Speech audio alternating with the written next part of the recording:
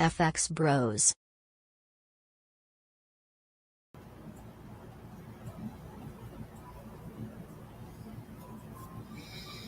Drop the link right quick to the group. So tap in. Let's tap in. What's up, y'all? Good morning. We back. It is Wednesday morning.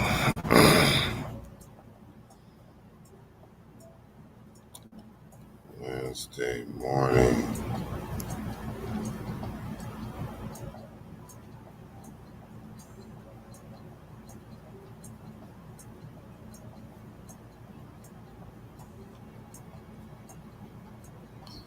Just posting on the gram right quick.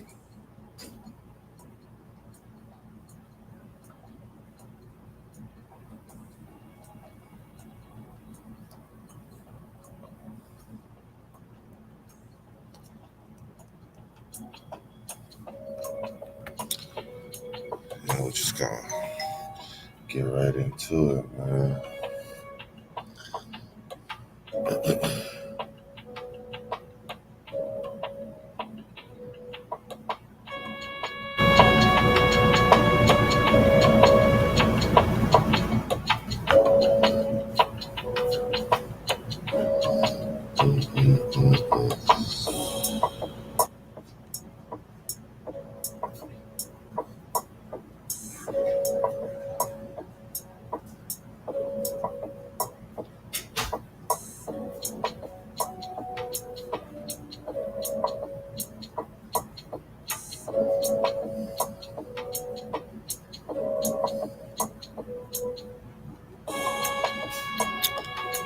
So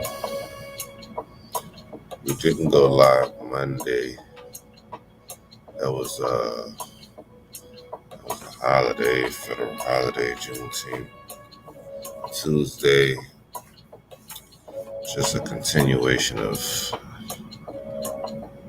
late nights and working in my other business. But we back. But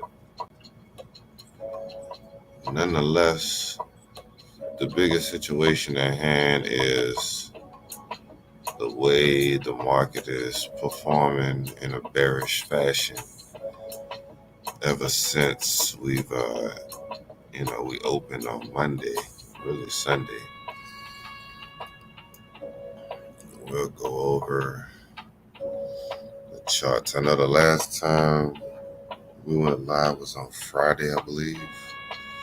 Maybe it was Sunday. I think it was Sunday, but as far as for the morning, I think it was that Friday morning. And I could double check on YouTube later, but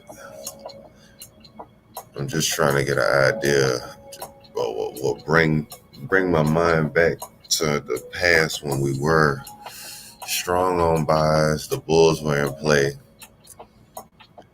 and ultimately we were, excuse me.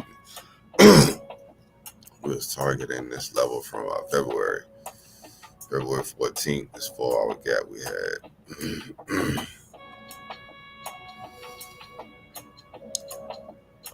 Let's see. I would say since Thursday evening and pretty much all of Friday going into Sunday at 7, we've been consolidating at this high at a price of like 68.95 to 68.85 up in that little area. Still no signs that the bears were here, but we did realize that the bulls did have, slowing down period, signs of exhaustion that, it was done with its run overall. And like I said, if we look at the higher time frame, go to the daily, we've been in buys since this bullish engulfing we had down here at on June 1st. And we're at the 21st. And we just had our first, this last day was our first sign of bearish power, if any. And the only reason why I say this is the first time of the bear showing power is the fact that we just closed below the body, you know. I mean, we went down below the full move, but we just closed below the body or the open of probably, if not one of the most dominant bullish candles of this run from June 1st. It took 3 bearish candles to do so. One of them was very weak, but it grew, into that position. Into Tuesday, like I said, that large move down, finish it off and close below. So that was some sign, but I mean, we have support here, resistance broken above, turn to support potentially. We'll have a better idea on how strong the support holds after this daily closes, with the correct size and amount of volume like we're doing right now. We can pretty much bet that we're going to fill this wick. Question is, are we going to reject it? Are we going to, continue low and maybe potentially hit this area that we found on the daily? Let's see, from the 9th. Right here we could be reaching for. So that's targets for sales if you're in sales. But me personally, I still feel like on the 1 hour we can pop up before we sell off. Only because I think we are at a support right now. Let me see. Just go back. Yeah, this little support that we have right now, I feel like we can go up to the 67.80 level and then continue with a sell-off to this area right here of 67.20. We're looking for buys. Let's go back to the daily.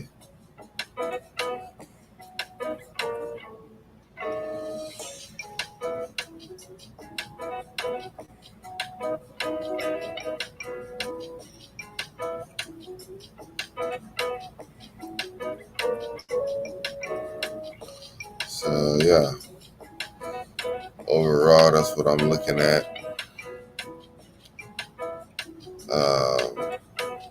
I can't really say the bears are here just yet.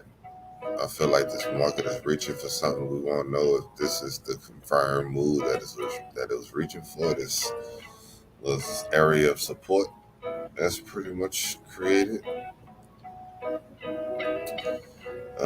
But we won't know until we get some type of rejection or some selling off on this daily right here. And that won't happen until like 3-4 p.m. in the afternoon. So let's look at the larger scale. Let's go back to the weekly.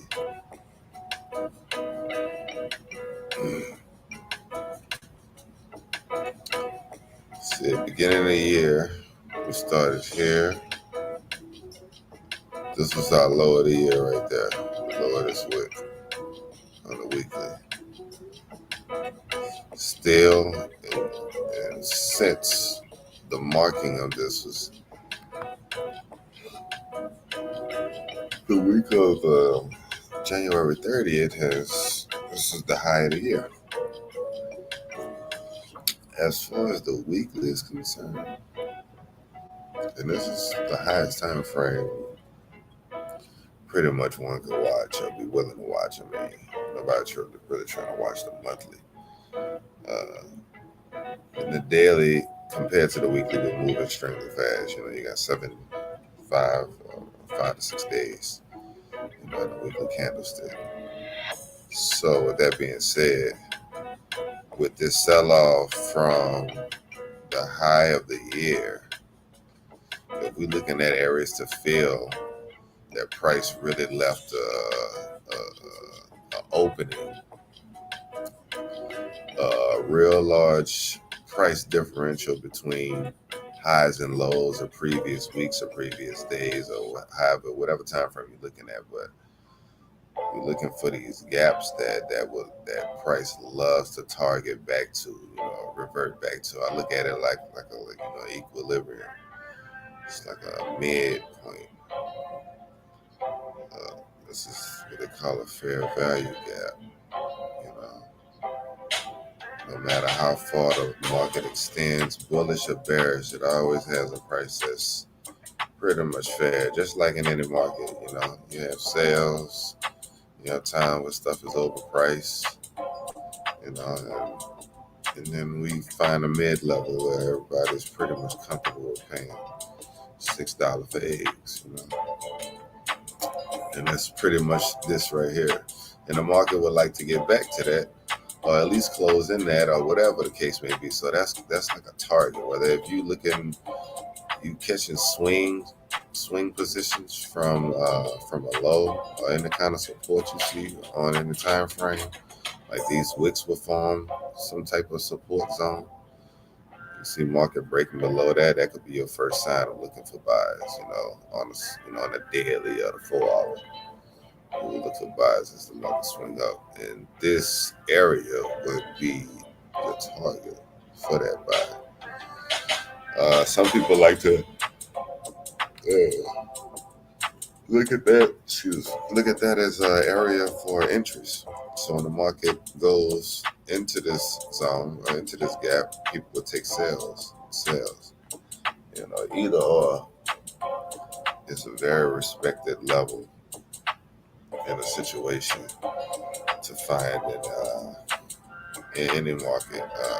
I would think this works well on any time frame. Of course, with any situation, you're always going to get better entries and more defined setups on a higher time frame. You just got to wait a little bit longer for those situations and scenarios to play out.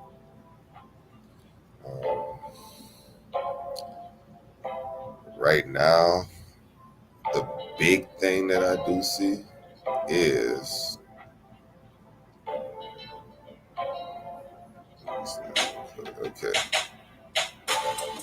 what happened here. Let's take a real step back and just collect ourselves, because I know we like mid-year, so let's see really where we are according to what's really going on in the world.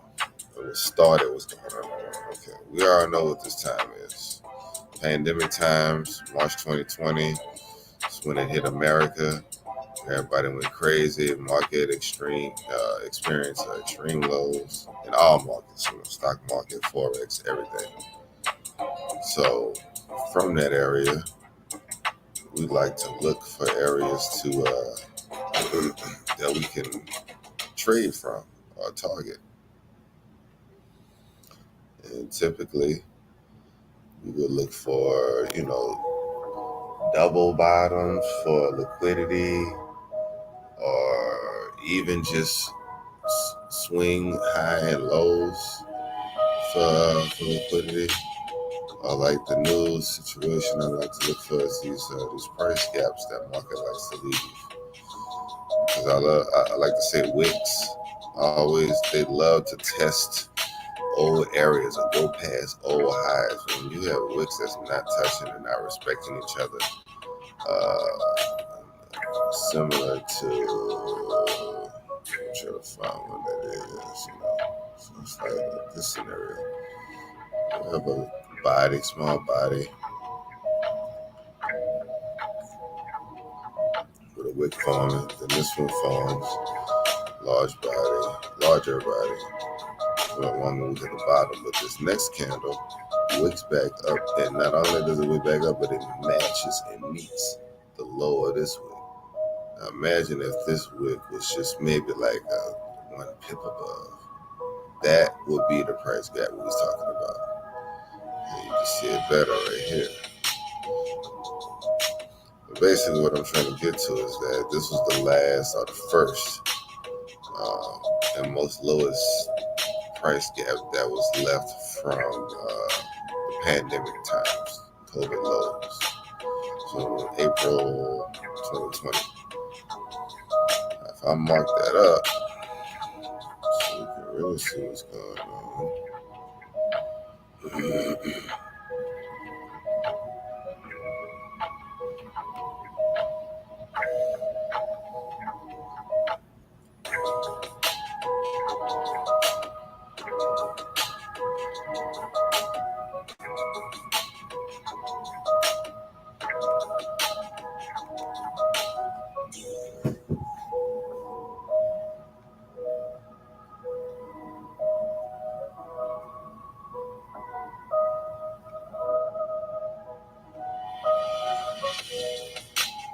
Bam.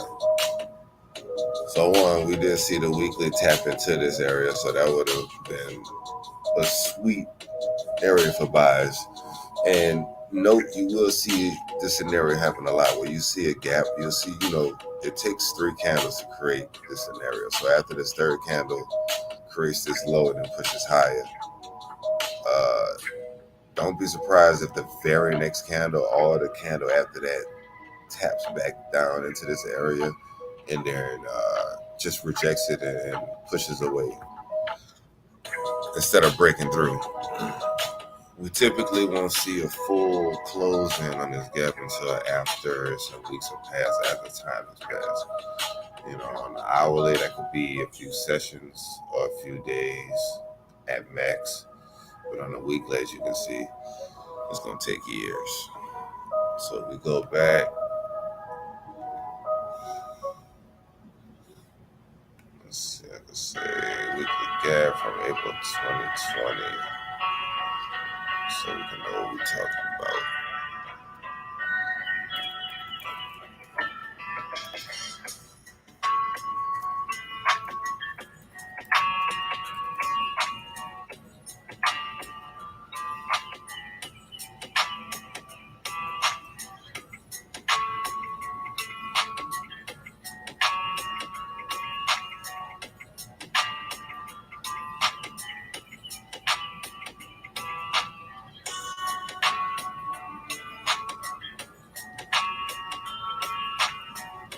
Like I said, this is from April 2020. The market tapped in right here.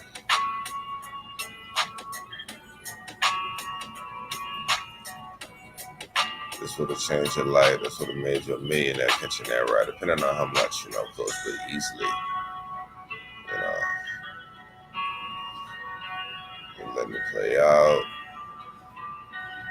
Market does tap back down into this area. When does it do it? Monday.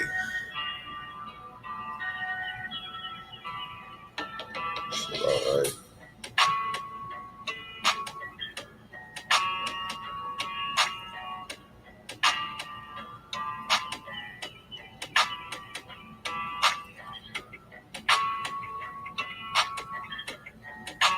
Tapped down there in October 2022, last year. So this is not even recent, y'all. Great area to buy. Why? Nice, sweet engulfing. Tested these next highs, or old highs. Created a double top scenario, so that's strong liquidity above that, which will later be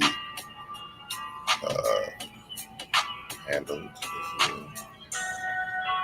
We'll test that, and what I'm getting to is explaining why we will test that. So the low, that gap that was created on Clover was filled right here in October 2022. As we move from this area and create a bullish run, somewhat internal bullish run from this bearish ultimate run from February 2021. So February 2021, same scenario as a high.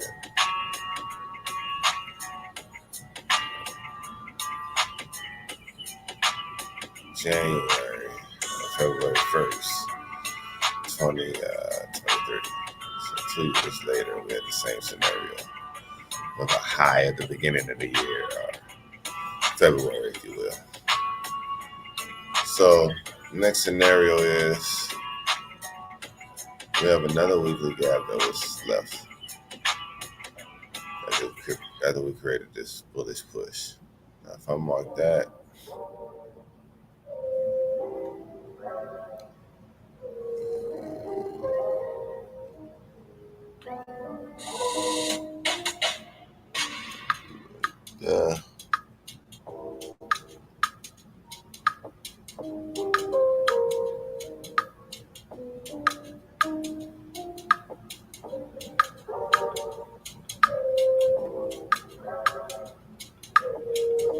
you see, like I said, in the first scenario, you see a market tap into it early. Typically, it's like the first or the second candle right after you get that 3 candle scenario to notice or even have a gap scenario. Like I said, you need 3 candles for this to even form.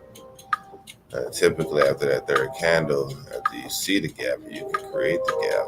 You will see the very next candle, the one after, tap into that and reject it for the continuation of the move, whether it's bullish or bearish.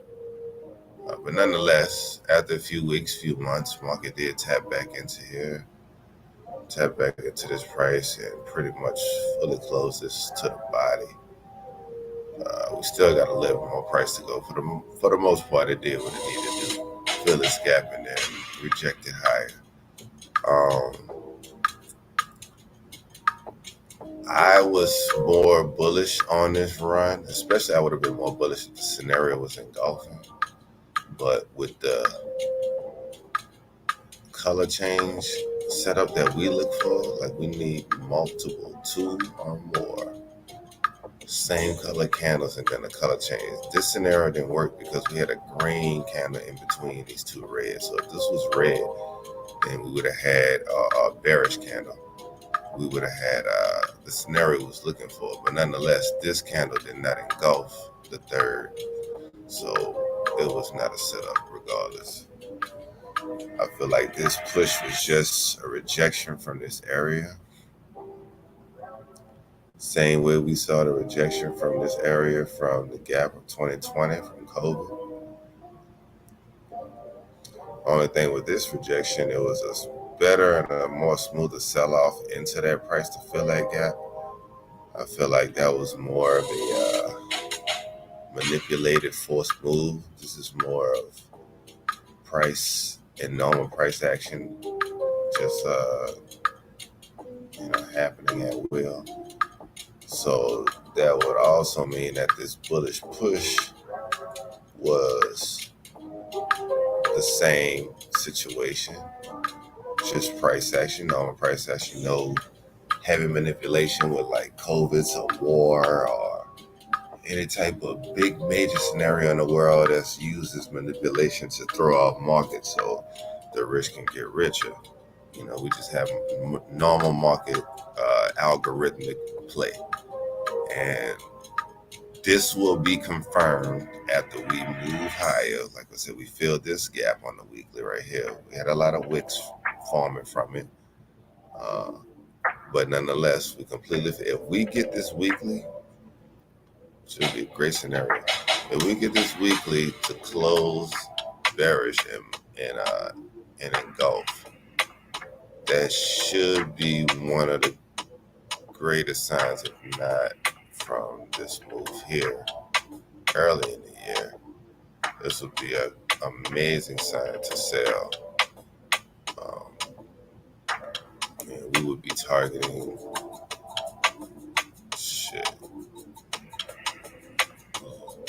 targeting real COVID lows. I mean, we will break below this, obviously. And we'll be targeting these areas right here. But I would feel more strong about that scenario if and when we engulf this on the weekly. As far as news, for that to happen, we would have to have positive news for the USD. negative news for Australian dollar. And in a few, we're going to pull up the news and just talk about what's been happening, what kind of releases we have been seeing, and what we have for the rest of the week. But the fundamentals of news would help push the market bearish and give us that bearish engulfing on the weekly. If we continue to get, or if we do get positive USD news and negative Australian dollar news.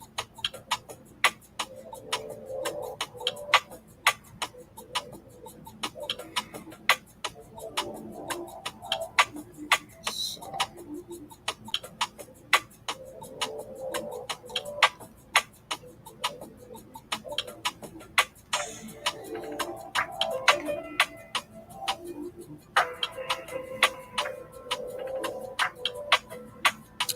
I just want that 4-hour engulfing so bad, the bearish one, but I know it has to happen. We have to have at least 2 bullish candles, and then the bearish engulfing can even take place. You know, so it's a whole 8 hours on the 4 hours. So that's why it's like it's a weird week. It's a weird week, and I'm loving the fact that the market is shifting, especially with the confluences and different time frames is shifting as we change from this bearish market, change from the bullish to a bearish market. First signs of a bearish market that we experienced, because we was in pure euphoria the past strong 2.5 weeks with buys. Like I said, since June 1st, the market has just been surging. 4-hour engulfing, May 31st, going into June 1st. The market has just been going crazy. No extreme lows have been taken out. Every trade has been working out. Then we get the first sign of sales, which would be this bearish candle would be the ultimate confirmation of sales. And that happened Monday night of this week. So yeah, because when we get these type of sales with these weak-bodied candles, that's not really showing me nothing. Especially when we got this bullish push on the engulfing. It was a strong body compared to all these others. But the market continued to sell off and reject. And this candle right here was the real telltale sign that we were done. The bears were here unless we get news, any type of volume to show a different sign. Then the bears are really showing that they really willing to take over. The bulls had enough. Shit, 2.5 weeks, I was kind of getting worried. I was like, damn, when are we gonna sell off? Market can't go up forever. Damn sure don't want to experience that. That's cap. I want real life markets on Instagram. So overall, me personally, as far as on the daily time frame, I'm looking for interest in this area.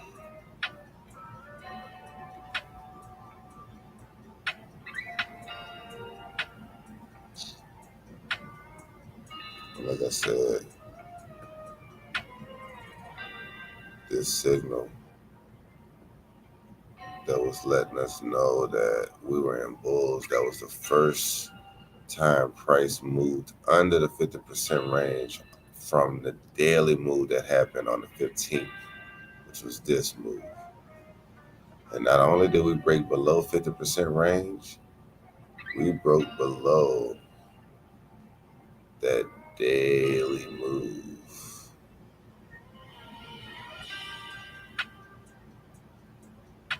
Yeah. So, very powerful scenario. I thought we was gonna like tap, kind of hover around this area and then catch buys, but this was a real sign like, hey, nah, fam. We coming down and we coming to test the area that hasn't been touched in a few days, which was this, like I said, this daily gap from the 9th. 6-9. Right up in here. But on a daily time frame, it's more defined.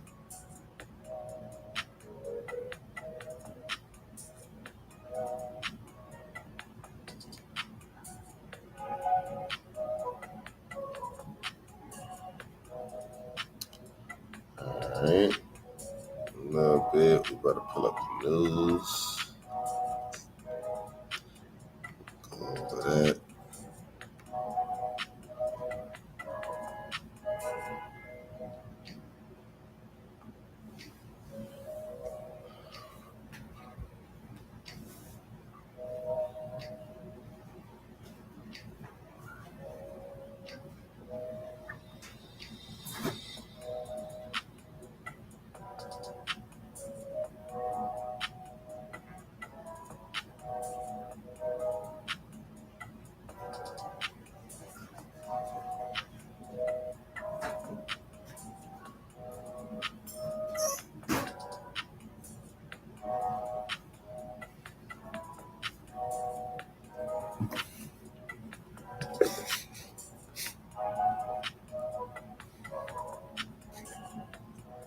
Gotta eat.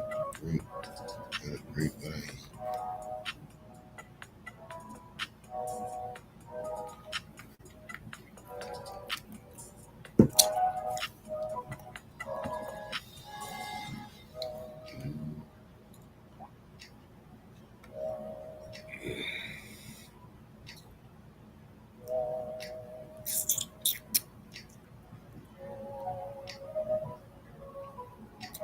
And with all that being said, y'all, I was taking, I think I was trying to take buys on Friday, and that's what messed me up as far as trading performance. I thought the market was going to continue bullish because, I mean, with this push, I was like, oh, yeah, another push higher, we break above highs, we going here. And I was going to be done on buys. That's when I was really going to be looking for sales. But it consolidated around, gave us some bearish engulfers on the 1 hour. Yes, it did.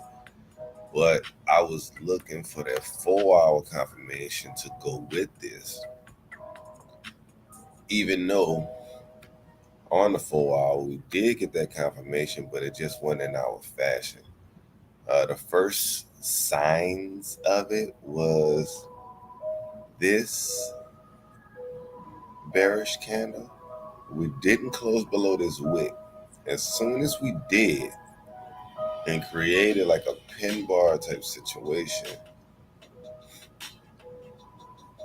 we then created a bullish scenario and a big body candle, kind of hinting that maybe we might be ripping up. Maybe this was just a fake out scenario to get people enticed into sales. But what instantly let me know that was wrong was we didn't get any bullish continuation after this bullish engulfing. Kind of like what Piff had brought up earlier, when you get a breakout from a trend line break, you want to wait for another candle in that same direction before you confirm that entry, instead of just entering blindly on a breakout, because you'll see a lot of fake out, especially trading from a smaller time frame. But in any scenario, you always want to have different levels of confirmation before you get in. So I lost, I think, twice on I want to say on Friday.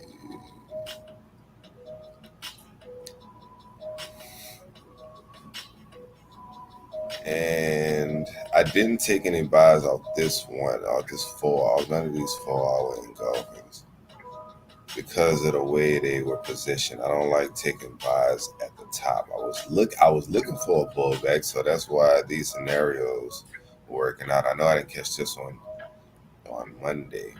This was just a more eager buy that, okay, we got the pullback, but of course we needed a deeper pullback, which we got, but we just didn't get that bullish continuation. And now currently where we are, the market is sold off, and now we are here, possibly heading back down to that daily gap from the 9th. And we'll know more as we continue to watch these markets play out. But like I said, I'm really looking for the market to tap into a 68, 10, 68, 20, 25, and catch sales from that area. And that's basically what I see on the 4 hour. And to go back to these bullish engulfings, they happened at 1 o'clock in the morning, 1 p.m., 1 o'clock in the morning. So let's look at that on the 1 hour. 1 o'clock in the morning, no bullish engulfings on the 1 hour. 1 in the afternoon, no bullish engulfings on the 1 hour. 1 o'clock in the morning, no bullish. So you see where I'm going? Like we had a bullish 4 hour, which was at the top, but no bullish 1 hours. Flip side, we have several bearish 1 hours that would have caught you at the top, but we didn't get the confirmation on the 4 hour of an engulfing scenario at the top. We just got confirmations that the market was selling off due to news, due to different fundamental key factors that was happening around that time that allowed markets to want to have a resting period. I mean, this was mid-month too, so we could be doing just a little breather before we take it back into these highs at the end of the month. Given July scenario of a double top, could swing those highs, tap this area, and then a major sell-off in July after we get the summer bullish run. Because it's looking like all markets are experiencing a nice little bullish run, and they might be experiencing that nice little cool out that we're seeing in the forex markets. Because I know my stock portfolio witnessed a lot of bullish momentum these past 2 weeks. Judging what Wall Street Trapper, I watch him weekly to help understand where we are economically, and that also helps me make decisions on how I trade this pair according to the strength and weakness of the dollar.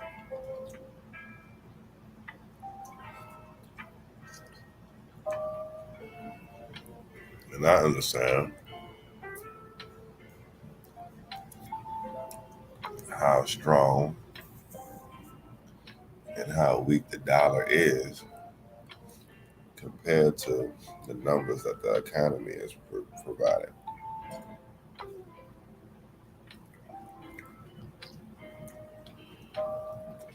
Or even deeper,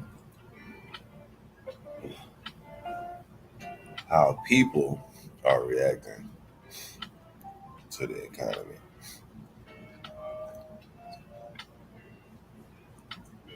And you don't really need no census.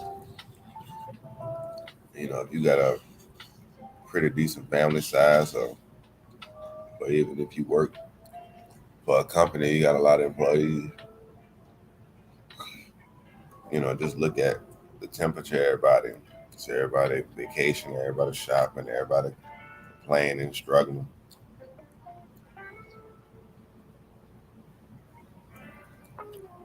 That's a prime way to tell, where we are in the economy. It's just looking around and look at your surroundings. For the most part, you don't need no financial report. That's delayed news. You shouldn't have to wait for earnings to come out from a company to know that we fucked up, or to know that a company ain't doing too good, or to know if they say they're doing good and you obviously know they're not doing good, that it's capped. Something major gonna happen from that in the future.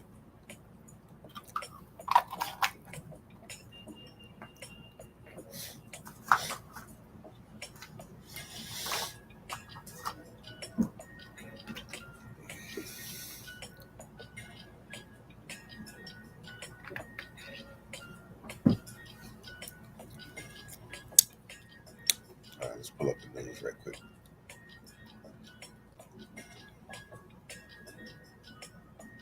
The news that we can use.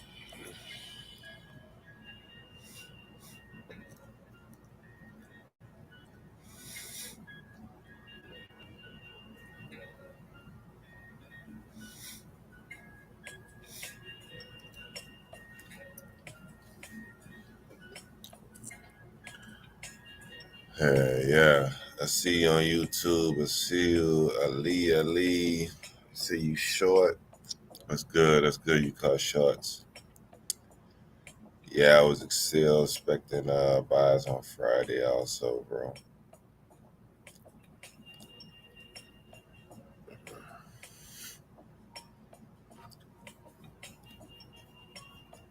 Okay, I'm gonna check that indicator out. I'm pretty sure. I'm guessing you talking about TradingView, so I'm gonna look into that. I'm actually gonna copy that right now.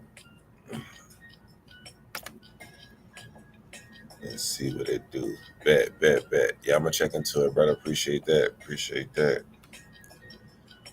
Yeah, let's go over this news right quick. I'll be right back. Oh.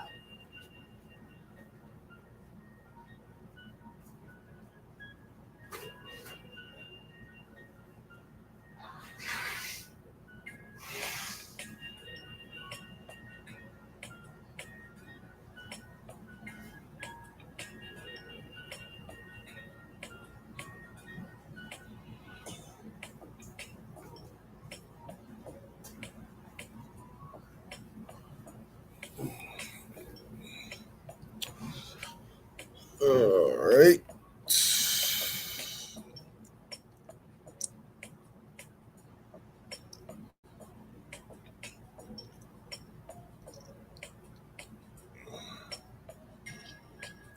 Let's say this week, Monday, we had the RB meeting minutes. Monday evening. That was at 7:30. Let's see how that. What was the rejection? What was the reaction for that? Let's go to the hourly. Monday, 7:30. What do you know? The reason for it all.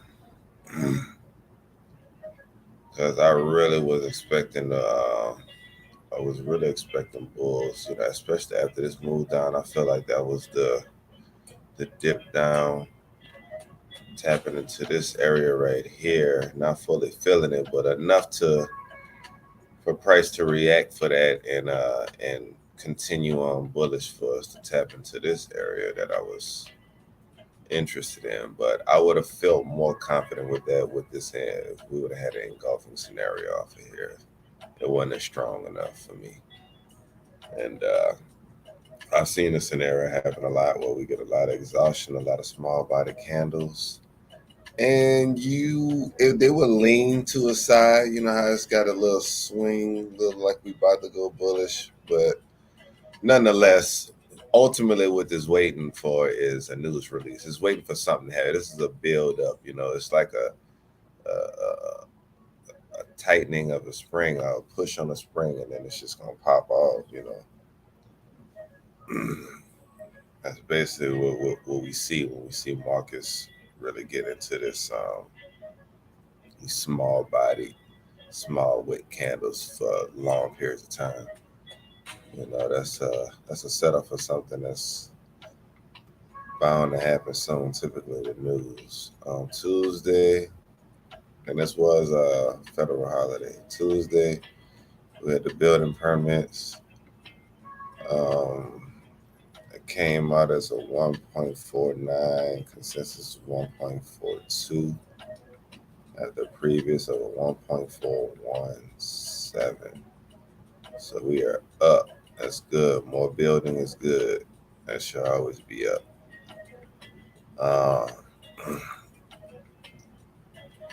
Well, what do you know? Wednesday, Jerome, 10 o'clock. Let's see what time it's 8:17. So this is New York. So 9 o'clock Central Time, 10 o'clock New York time. Jerome will be on the phone giving his testimony of what the hell he feels is going on in this world.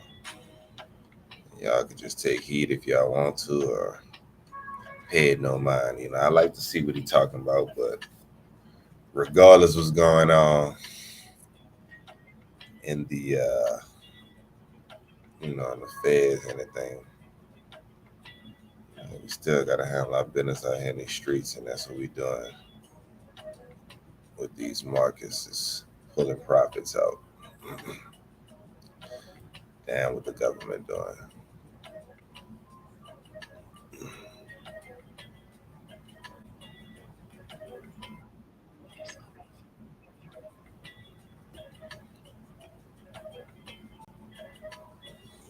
What's up, brother?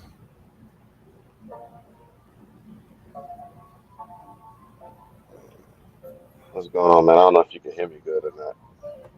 Yeah, I can hear you. All right. My connection ain't all that good, so just let me know. Okay. But you out of town, huh? Yeah, I'm in Biloxi. Okay. No, you sound good. You good. Nice, nice. Hmm. Yeah, it's gonna be I haven't put in a trade since pretty much Friday, and I want to say I took a loss on Monday, and I just been waiting for something on the on my time frame multi-time frame analysis. I'm waiting for something to line up a little bit better, and I'm willing to wait to see if this week still was a profitable week with or without me trading, if that makes sense. I just want to step on the sidelines a little bit, especially after Jerome about to start talking about at 10:09 Central. Actually, what time I got? Make sure I'm saying the right time.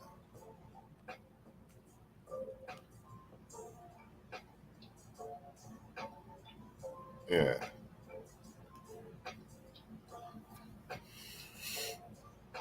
So So at 9 o'clock. yeah, it's 9 o'clock our time. Yeah, okay. So nonetheless, an hour, a little bit over an hour and a half away, he will be giving his testimony. So we'll see.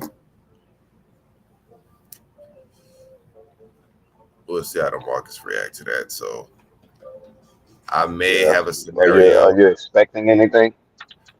I don't know what to expect, because this is a testimony. He could just, he could talk about the last date he went on. Like, I don't know what to expect. You feel me? It's not an interest rate. It's not inflation. It's a testimony. So he basically just about to talk, and he gonna use keywords and trigger words that's potentially gonna affect the market, but I think it's gonna be more of a later scenario. I think whatever is gonna if volume is gonna increase based on his testimony, I think it's more of a manipulation to get people into a scenario, and I think it's a bigger move embedded in that. And we may see that move play out on Thursday with the jobless claims news coming out, and then him talking again. He got another speech tomorrow.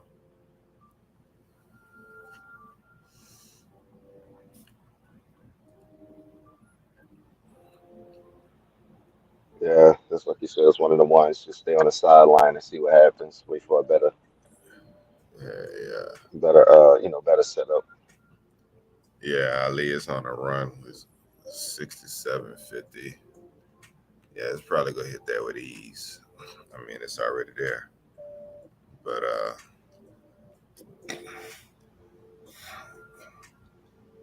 ultimately, if we do sell out, this is where I was looking at from the 9th. On June 9th, when market left this gap on the daily time frame, I was looking for buys here. Even though I was already Put the in chart up. buy, I was looking for market to sell off after it reached here. I was expecting market to come up as high as here and then sell off to that point on a daily Your time frame. your chart isn't up. Oh, my chart isn't up. You're right. You're right. Thank you, bro. That motherfucker need to Hmm. go to voice recognition. Flip the charts. You hear me? Need to go to voice recognition. But yeah, like I said, yeah, we are here pretty much 67.50. Ultimately, I'm looking for markets to go here. I wanted to catch more buys here on the daily. I was really expecting that, especially if after I saw markets continuing bullish, especially on that Thursday. That Thursday rip up after news release, I was really bullish on the market coming up here, but we never did. We sell it off, started consolidating, and now we're starting to retrace down to that area on the daily. If I pull that up, you'll see what I'm talking about.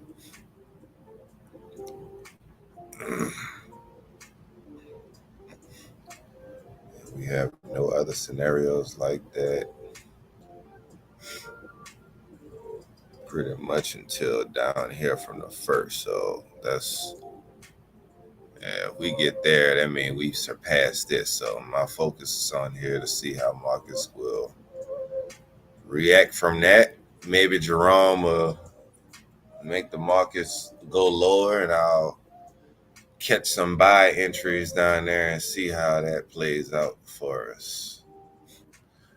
Because what I do see and what I would like to see, I want to see how this daily candle is going to close, because I'm looking at the consolidation we've been in right here since this new low we created for the year. Well, the recent new low, because we had a low here January 1st, right? That was the low of the year. January 3rd, really, right here. That was the low of the year. The market popped up, created a new low with this strong bearish candle right here on March 7th. And then we created consolidation from there, a whole consolidation. We had a breakout scenario to the downside, and we didn't continue strong. It was a nice little breakout, but we didn't continue strong, and then we broke back in consolidation. And throughout that bottom, that new low that we created, we also created a breakout scenario to the upside of this consolidation. Now, if we hold this support here on the daily and push higher, this move would, in essence, be a fake out. It would be confirmed a fake out. And this would be the true breakout going higher. We won't know that until this daily closes and the next daily pushes higher. If that scenario is true, that's just something I'm looking at by stepping out, looking at the daily time frame. So just wanted to put that out there.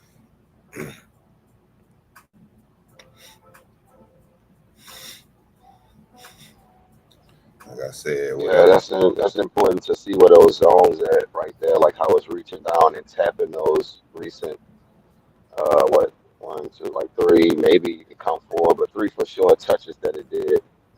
That it's coming down into that on the daily. Is it gonna, I mean, we already especially had with one like you said with rejection. Jerome speaking, yeah, like is this gonna be another one um to continue shooting up? Because I'm looking for those buys as well. So just patiently waiting, seeing what can happen. Facts. Um, short week. So like I'm saying, with the federal holiday, hope everybody had a nice, peaceful Black Juneteenth. Oh, But yeah. yeah, a lot of times when you had those short weeks, a lot of the you're still gonna have news, and you got Jerome having a testimony. It'd be okay just to kind of sit it out. You got about four, 3 or 4 solid trading days in this week, and even then, it'll take me 2 to 3 days to find a setup if it's open Monday through Friday. So sometimes you gotta just Yeah, wait. You know what I'm saying? your voice is coming through a little scratchy, but I can hear you. It's not breaking up, but it is a little staticky. All right, I'm gonna just come in and make some quick comments. Then I don't want to mess it up too much. But yeah, Nah, the you connection is good. horrible. Yeah, you good. Well, oh, you hearing me bad too? No, you are good. It's me. I know it's me because I've been trying to connect to a certain Wi-Fi, but they only give you a certain amount of data to work with when you using free Wi-Fi. So that's all that is.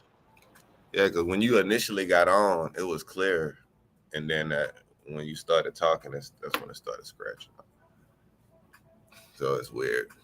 Nonetheless, you here. That's all that matter.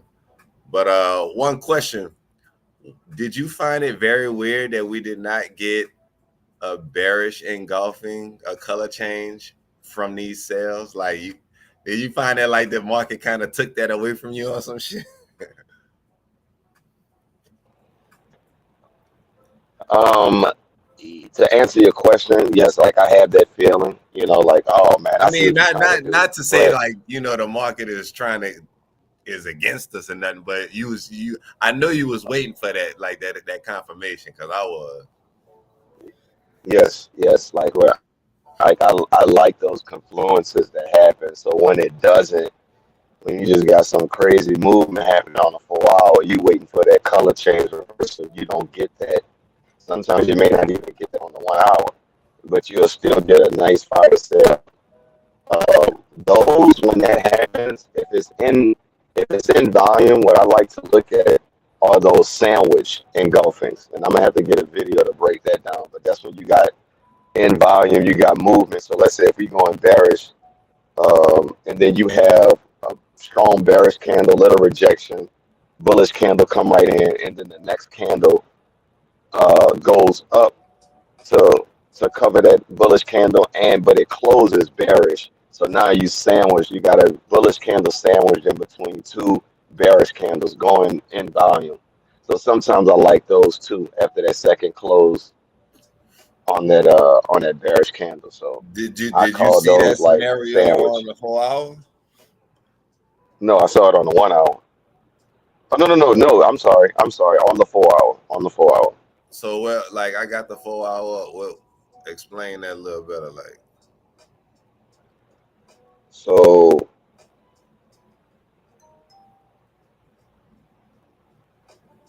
you can count that one at the very, very peak of that drop. That started to happen. this one? You got that bear. Yeah, that second one I would enter like a tester or so on that. Now that is risky, but I've seen those play out so much, and I've tested those before. Went in heavy on some of them and saw how they worked out. But it's really good when it's on the larger time frame. So you saying it's engulfing an actual bullish engulfing at the top? Is that what you're talking about, or is just multiple engulfing scenarios happening back to back?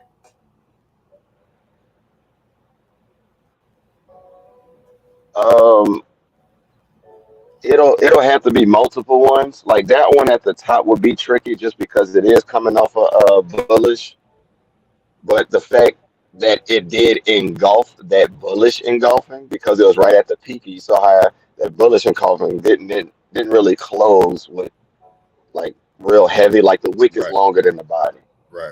So you know what I'm saying? And that second candle came and sandwiched that one in. Like, no, you ain't going nowhere. I ain't golfing. You ain't golfing. You know. So sometimes with those, I like those plays also. But Yeah. that's when I'm really, you know, when nothing's really setting up, and I really got to look at the time that I'm trading. Like, is this happening around, you know, six to 9, 10 hours? Then it'll be worth it. If not, you probably want to stay away from those No, facts. and just I wait mean, it's just for our happening ultimate in move. heavy volume, heavy volatility. Yes. And not only that, another thing, this candle right here, even though this candle did it too somewhat, but this was more of a strong. It not only did it engulf this, but it engulfed these candles too, and damn near this one. You know, so that's some strength too when you look at it from that standpoint, because we didn't get Yes. a bearish engulfing on a daily either yet. We just got rejection. Nice. And then always, oh, I know, and I don't mean to cut you off, but always when you're looking, like when you had that 4 hour chart open, look to the left. And when you see that clean traffic to the left, then you know you have price, like it's trying to feel, you know, price. And you got that solid You green talking about candle this from clean last week traffic? with that bullish movement. Yes. And then, you know, you can attack that, you know. Now, this is the 4 hour, so you may be sitting in this trade, especially if you got TP at the bottom of that candle. You could be sitting in there for, you know, a day and a half, 2 days. What's that? Facts. So that's what I'm saying. That's why like a lot of my trades, they turn into, you know, intraday swings like I've seen over time. So you got to realize when you are now entering a trade looking at the 4 hour, you didn't even look at the 1 hour. You entered after 4 hour. That's when you got to look at the, you know, the daily and see how, you know, how long you can hold this, or how long you're willing to hold this, really.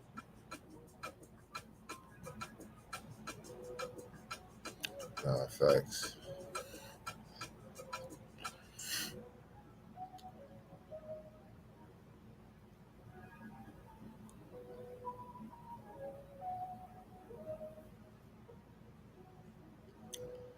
Yeah, market is really starting to sell off. Well, we have 18 pips left before we get into an area where I'm looking to buy it. That could be a nice little sell, but you know, especially if anybody caught overnight sales um, on a 1 hour. All 1 hour Yeah, situations I did. work out. I mean, you had 1 hour sales from Friday early in the morning out that London rejection as London opened. Then you get other confirmations on Sunday. And furthermore, we just got some overnight.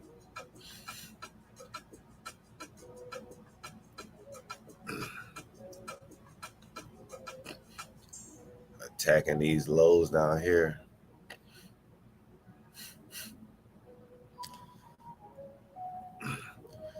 I would say this would be a good area for probably taking off some profit on them sales.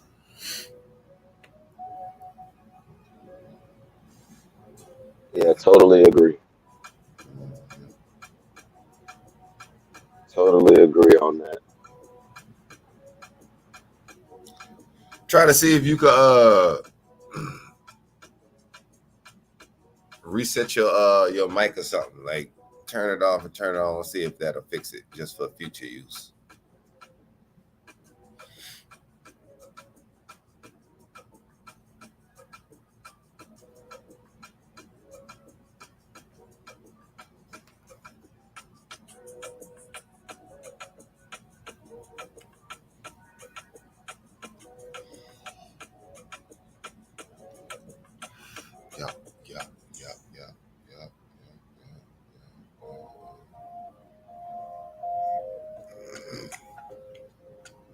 Australian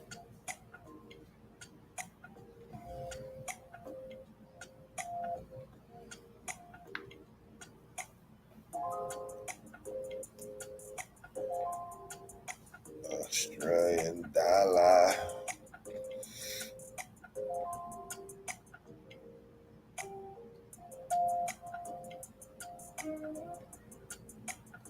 We gotta take us trip to Australia.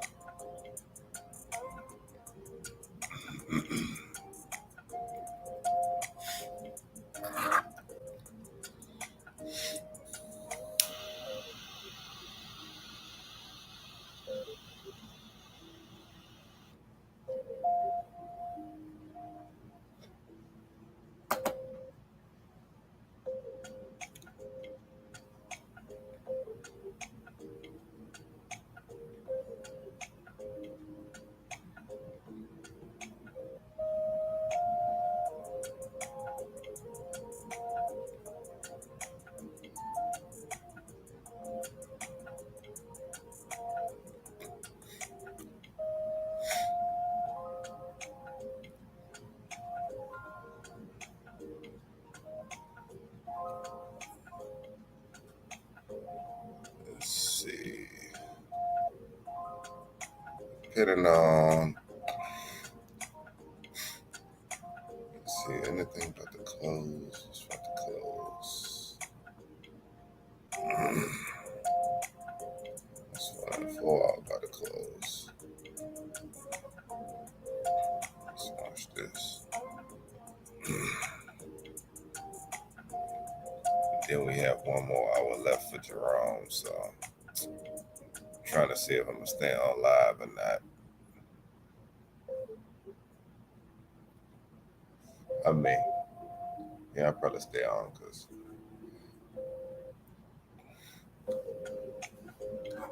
gotta get back outside.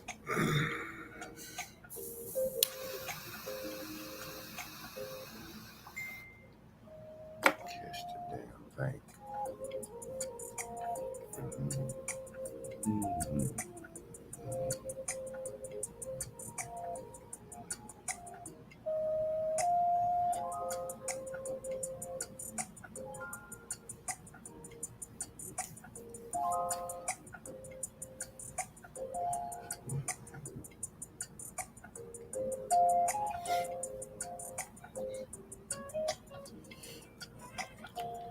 And we're just waiting for this 4 hour to close.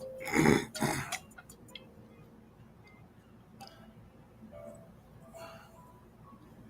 the meantime,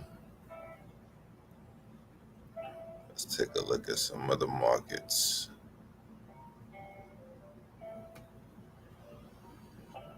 Bitcoin with the rip. What happened to Bitcoin? Damn. Bitcoin said, I'm about to get up right quick on y'all. Let's go to the daily, man. Nice.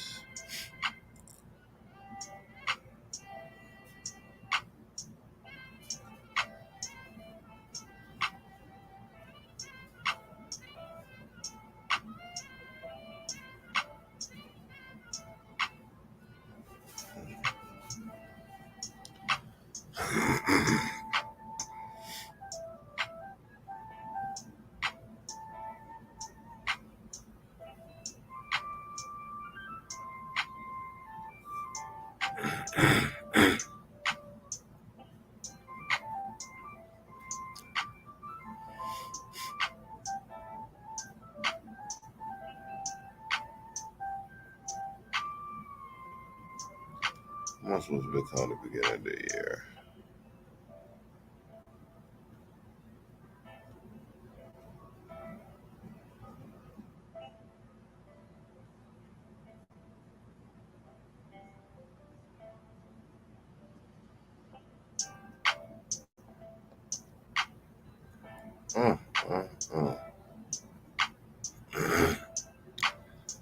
Buying Bitcoin in January is like buying a house in 1960.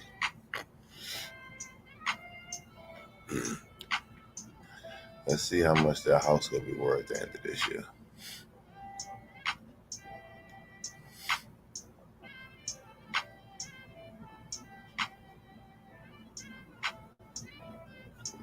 Burner. Come on, Bitcoin. Make it happen. Let's see what else we got. S&P.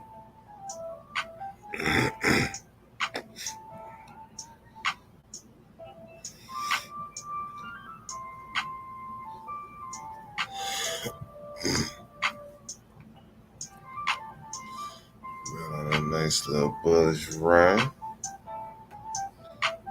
In ZD, USD. This is a negative. Let me see, is it negative? Yeah, negatively. No. Yeah, I think so. I think it's negatively correlated with the Australian dollar. I think so. No, it can't be. It's positive. Look at the fucking market. Yeah. It's NZD and gold. No, NZD and US.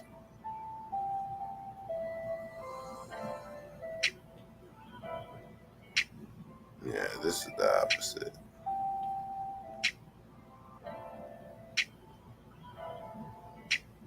USD CAD and your Australian dollar, that's negative, and it's supposed to be gold and NZD. That's positive. But gold is not really looking like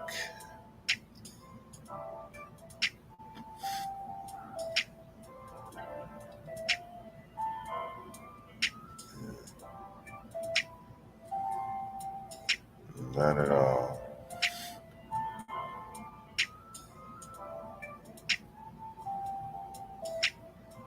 That's crazy. You could low key, I think they're like down to 80% negatively correlated. Looking at some of these, especially your Australian dollar, you can just take the opposite of what you do in the US on the Aussie. Complete opposite.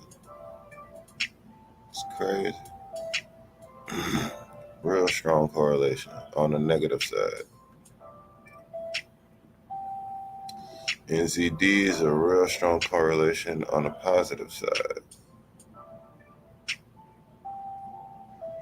Very strong.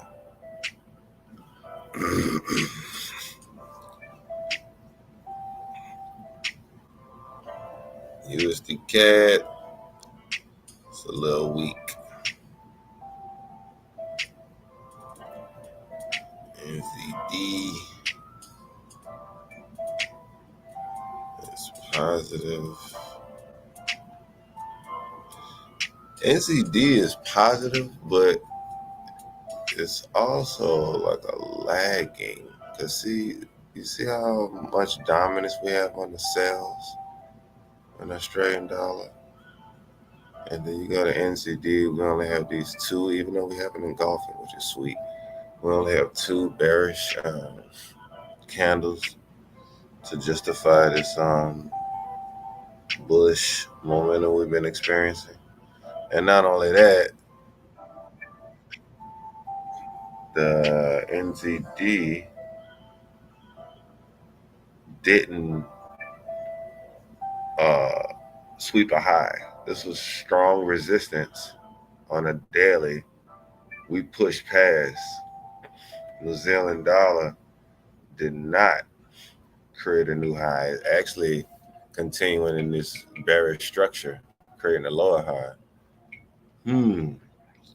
Still positively correlated, but different scenarios. So that's kind of cool. And like I said, you get the complete opposite with the Euro Australian dollar. So you could just be flipped, completely flipped, like to the T down there almost. It's crazy.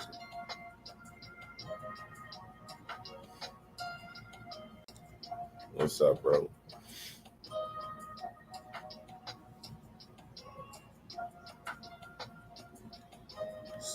Ether, Bitcoin. Ether still got a little bit more fight. Ether has more of a bearish structure forming versus Bitcoin taking out that high, coming from a low,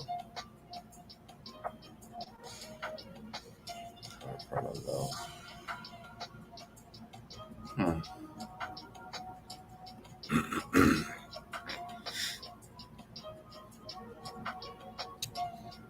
Yes, sir.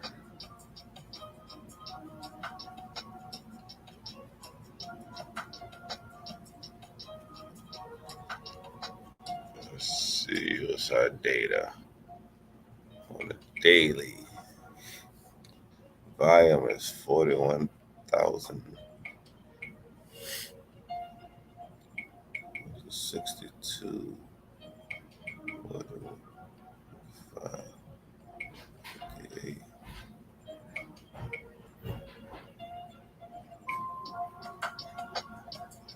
The volume was only 58K for this bullish move with news. Then we get this volume from that news from Australian dollar at only 62K. Took less volume to make a bigger candle. But it was a more prominent news event though on Thursday versus Tuesday.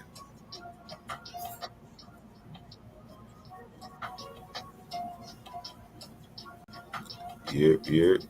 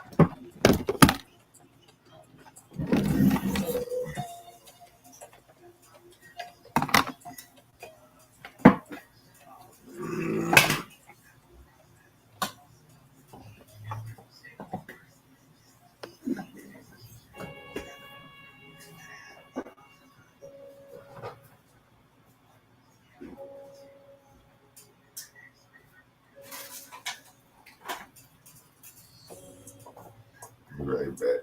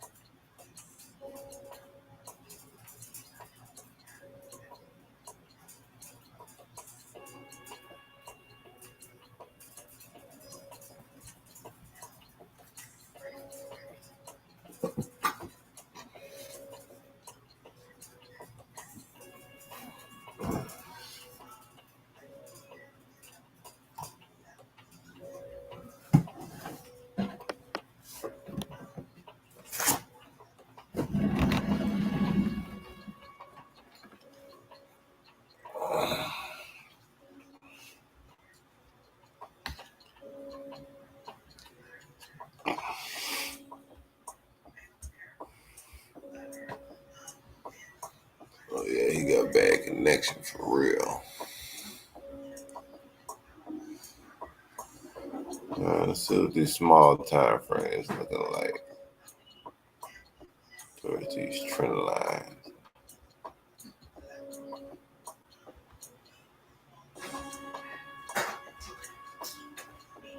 Trend lines with breaks by Lux Algo. Shout out to Lux Algo. Man. Got some dope little tools, dope indicators.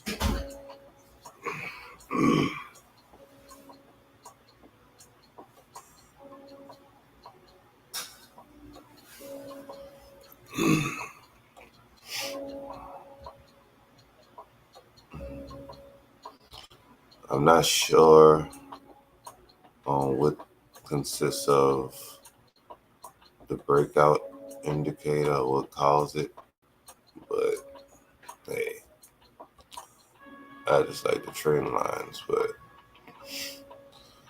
I mean, some of these hoes are kind of like, wow, a little bit too much.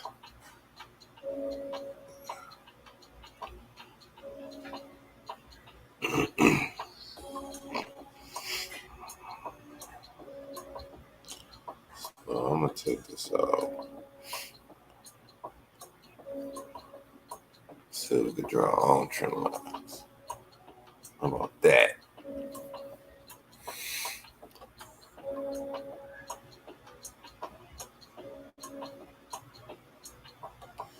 He's long on the CAD.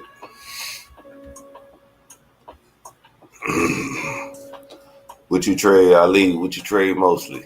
I see you was talking about some CAD news. What pair do you trade mostly?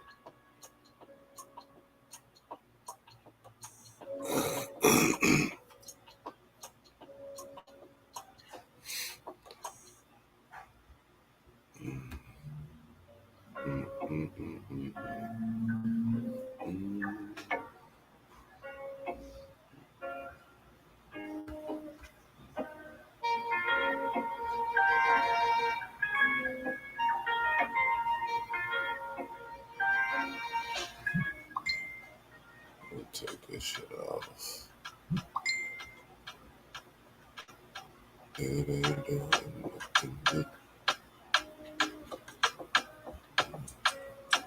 USD and Aussie USD.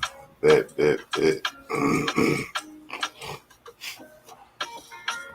Yeah, that's good. Yeah, we trade.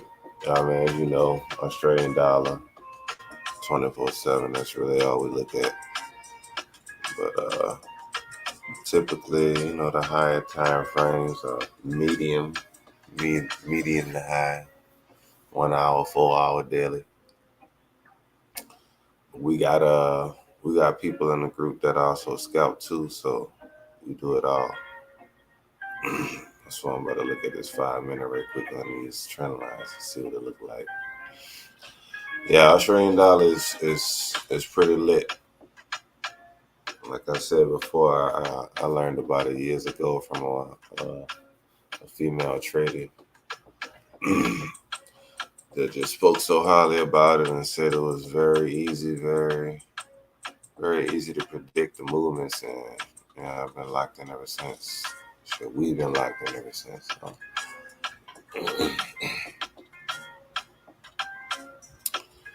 Let's see.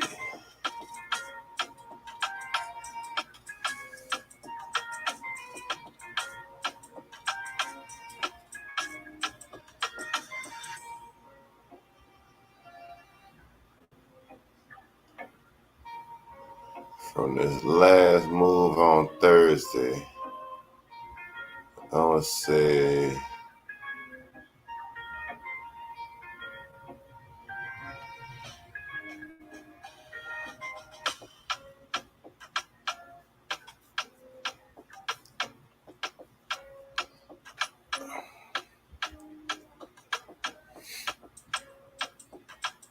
let's see what this trend line looks like.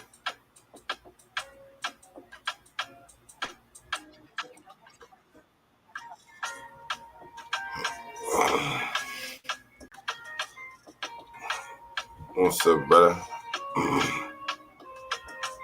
What's up, man? How's my sound right now? Amazing. Yes.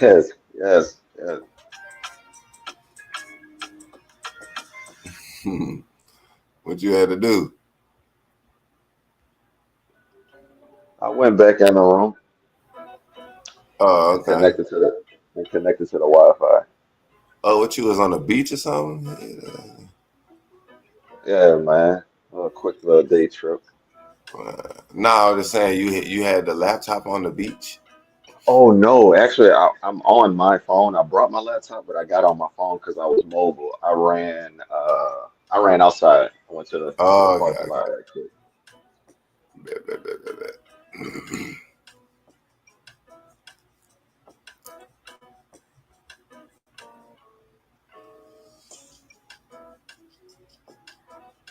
You see that nice bounce that we got off of that? Right here. Oh, no, where is that just now? Where the market is at? On Oh, the right one here. hour? Yeah, The that 67.50. rejection. Yeah, the rejection that it just did.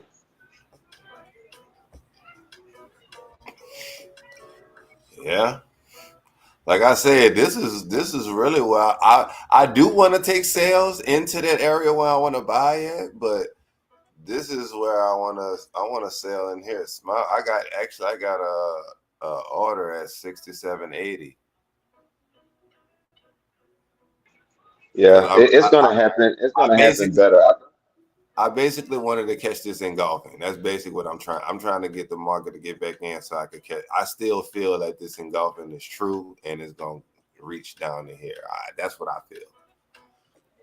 Yes, but I think we're going to buy up into that before we get a nice engulfing. I think What so. you talking about before a sale? Before we get a sale Yes, engulfing or buy? Oh, yeah, the sale. Like I think before you get that night, because you got Jerome talking, bro. Like I don't right. like, In an yeah, hour. when he exactly. So when he talks, shit goes bad. So that means this, this market, this chart, because it's Aussie against it, it should shoot up. Right. But I mean, like you said, you don't know what's gonna happen, but I can see some buys going up because I think the sale that you're talking about is the ultimate sale,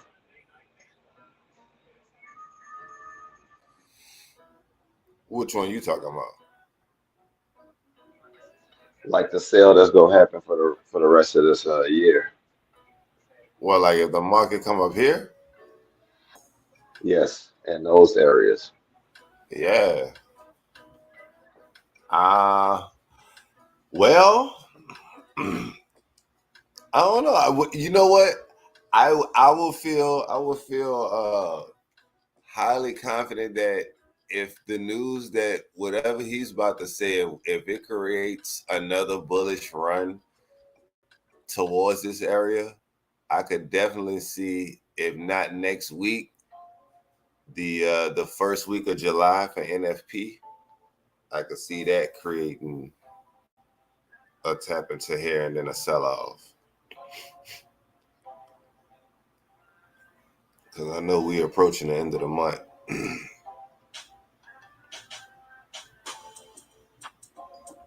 And not only are we approaching the end of the month, we're approaching the end of the second quarter, which is also the end of the first half of the year.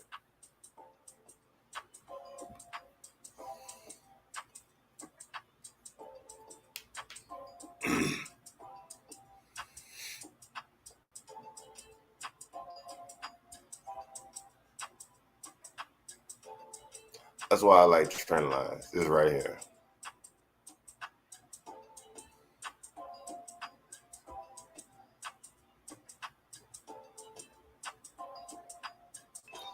This is Oh from wow, wow, that's amazing. that gap. This is the first little low after that daily gap was created, an area I'm trying to target. So that's why I wanted to draw the first point from. I could have chose this point to start from. I could have drew this trend line. I could have drew that. But I wanted to draw it from an important point, like something important, not just no anywhere. Bam. Not only do you get a break, but you get a retest. Yeah, trend lines are fire. Don't use them. Don't really need to per se, but I do like the way they connect. Yeah, that's a real. It's like art. It's like a damn dance.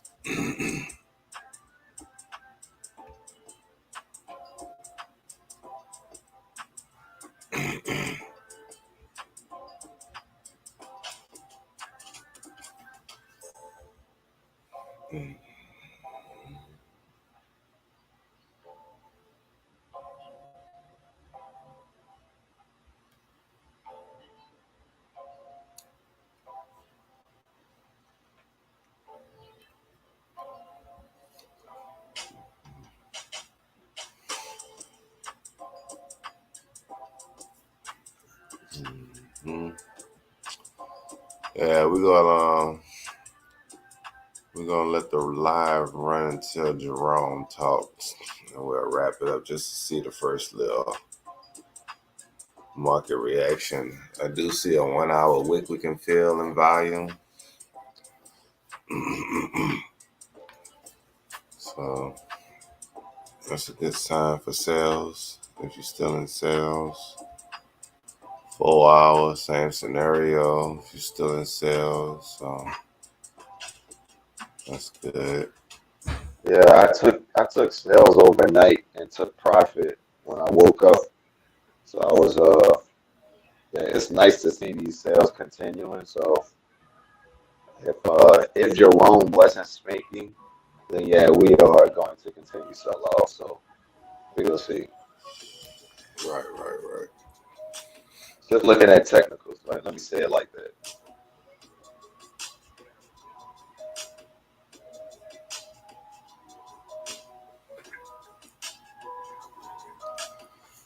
Yeah. I will probably definitely, I'm gonna look for some entries after this speech. Potentially, I'm gonna, give it to London close, and if nothing happens, then I'll be waiting for the evening session, late night type shit.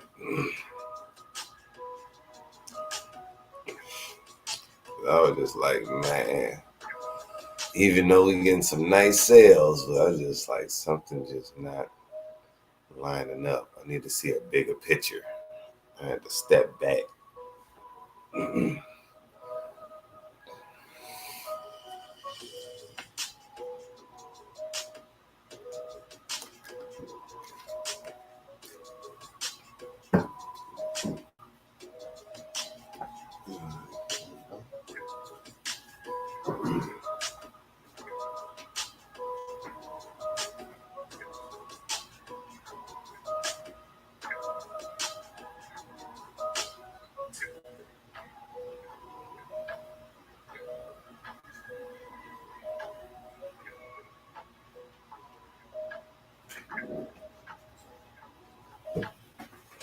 No.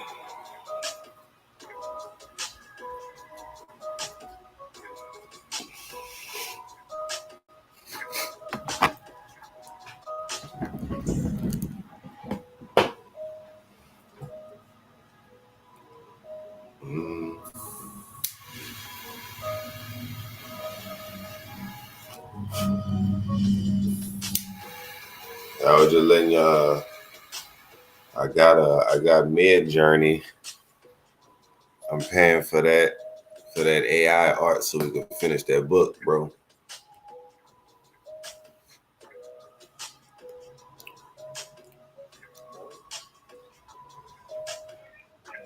No, that's a bet, man. Let me know how that works.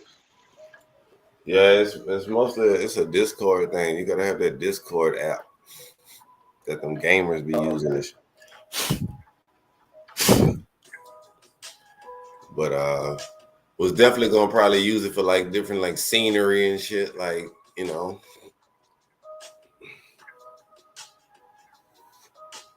Real good for the background and stuff. Since it's gonna be an adventure.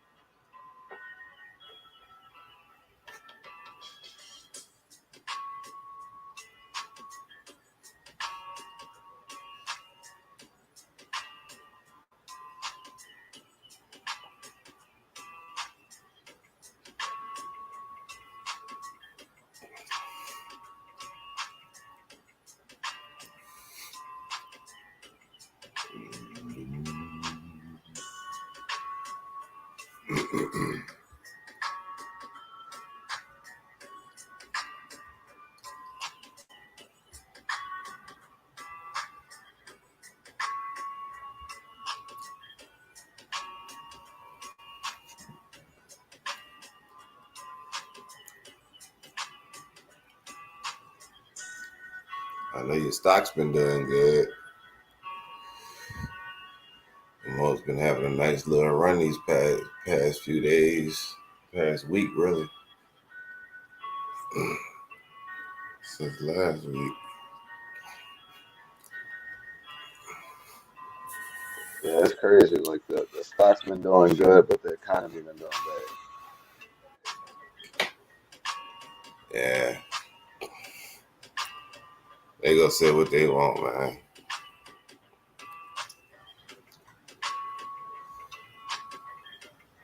When you got the top 10 and 1% carrying the economy and they still out spending money, in a sense, it's not doing bad.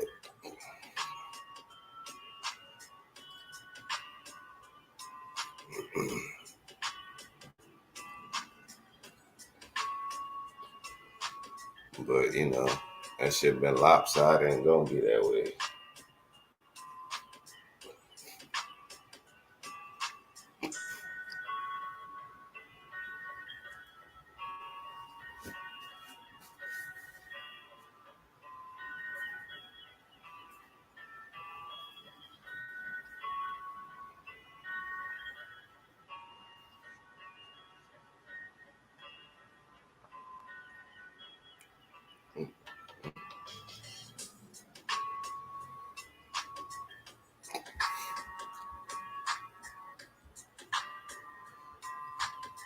One thing I was looking at too is this weekly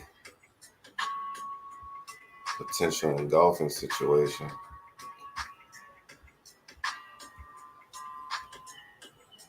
That is true. Yeah, I was about to say that. Like,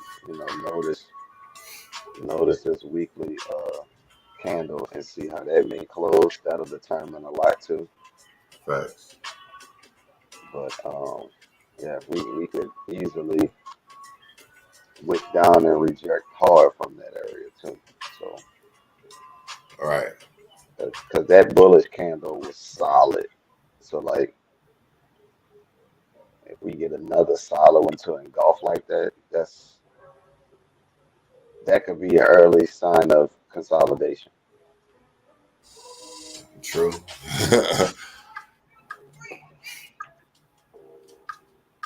That really could be.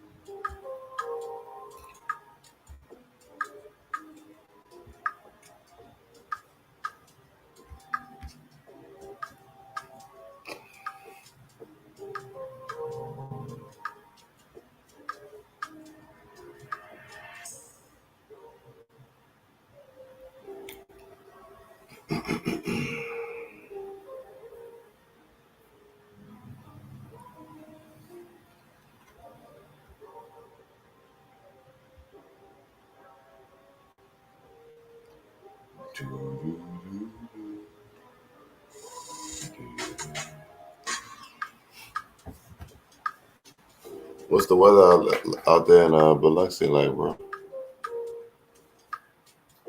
It's nice and sunny. Or y'all got like some overcast type weather. It's overcast, Okay.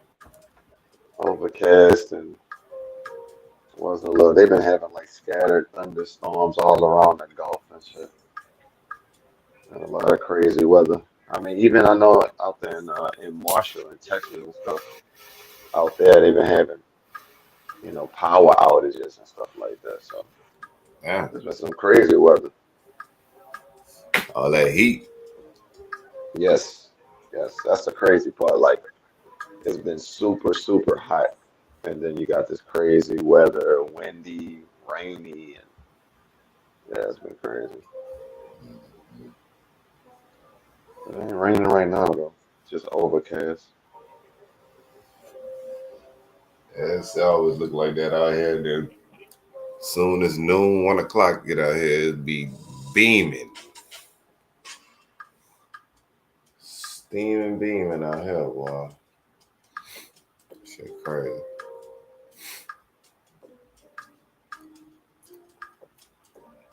That's why every day I be like, man, shouts out to all the people who work outside during the day. Y'all, man, that's rough. That's rough. Yeah, that's a fact, especially in the with the humidity in New Orleans. Boy, like it's been like you can't even breathe. And I'm from there, so I'm like I'm used to it, but it's like, well, it's a whole different humidity. Right. Yeah, bro.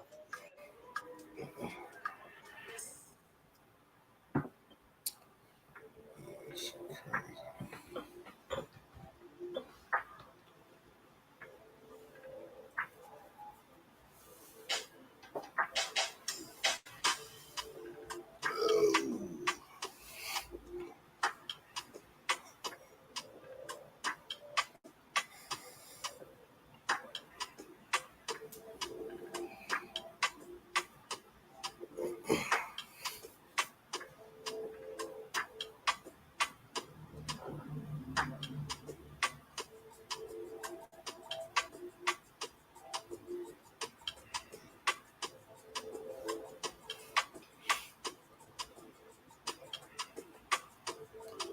I'm gonna hit up Dad and see if he wanna get this marble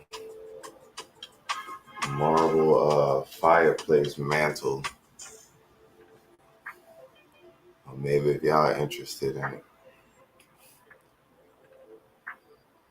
It's one of our last high ticket items we got from that last estate sale. It was nice as hell.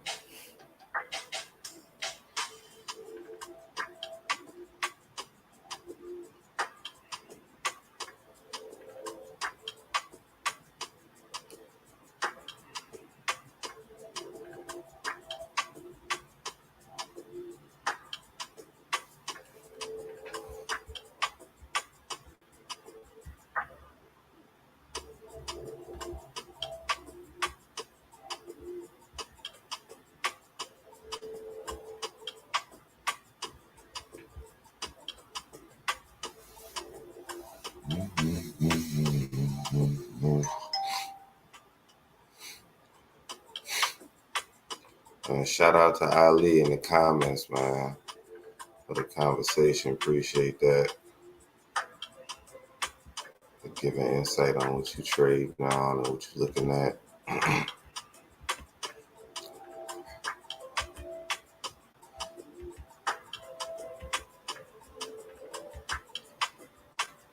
Like we always say, if y'all ever want to tap in for more detail, we got a Telegram group. We all, for the most part, talk about the Australian dollar, but we got a lot of other traders in other trade other pairs and indices and commodities and all that different shit. So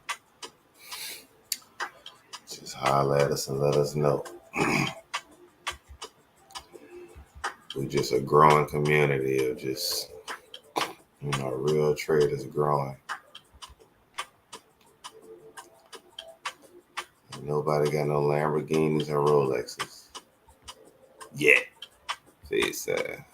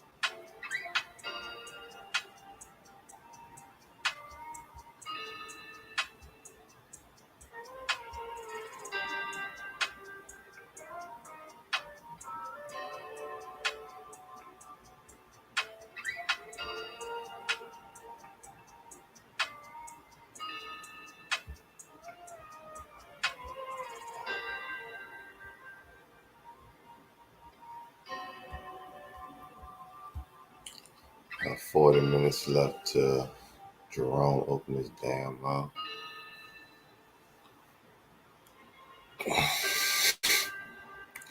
Jerome H. Powell. This.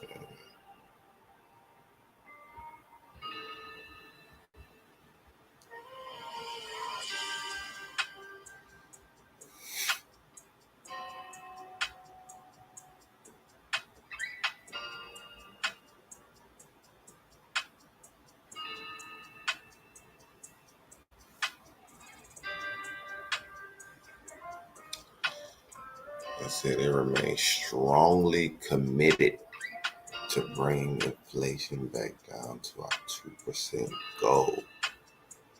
Price stability is the responsibility of the Federal Reserve. And without it, so price stability is the responsibility of the Federal Reserve, not just, trade and commerce, supply and demand. That doesn't create price stability. And without it, the economy does not work for anyone. In particular, without price stability, we will not achieve a sustained period of strong labor market. Without price stability,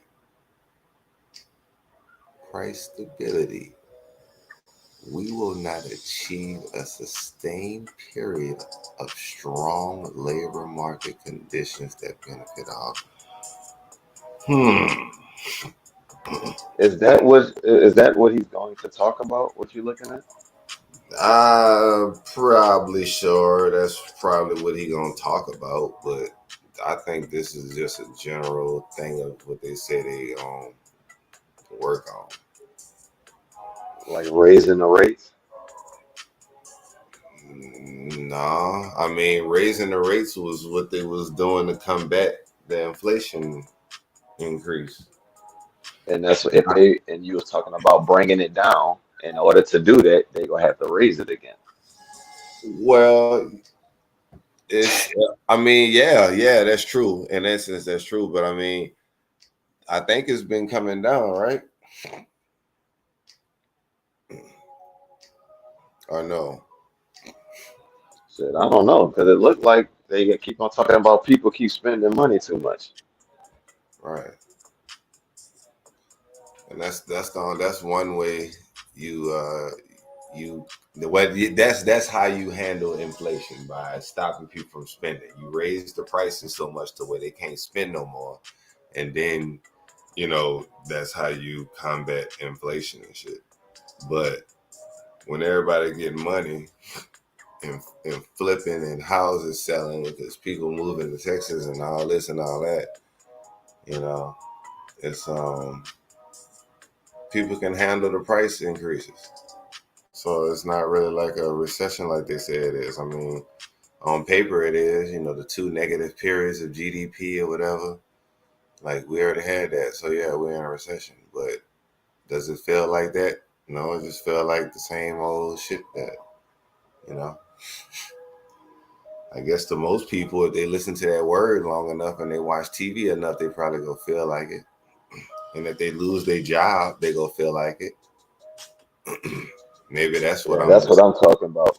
That's what I'm talking about. Yeah. Yeah, maybe that's what I'm removed from, because I don't work like that in the labor market like that no more. So Facts. Yeah, you got that. You got that freedom, bro.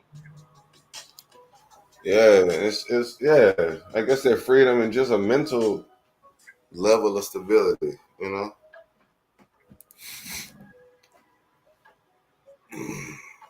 versus That freedom. job. Yes.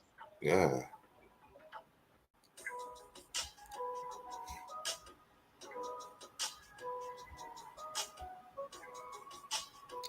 Crazy.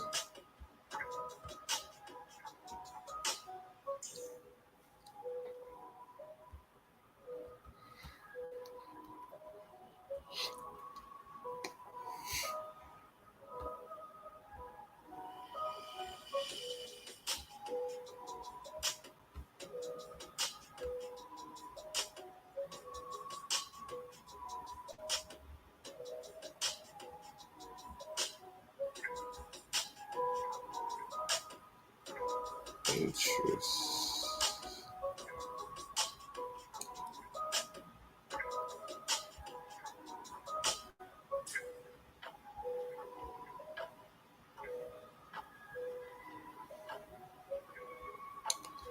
Yeah.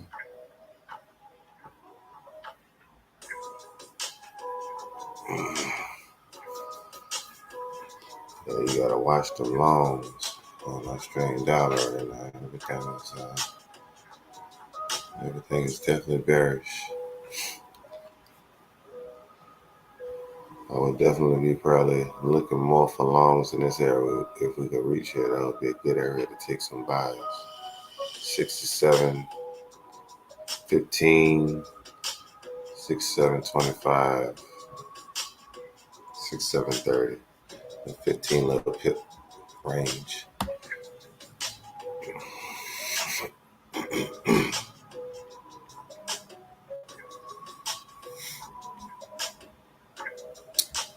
But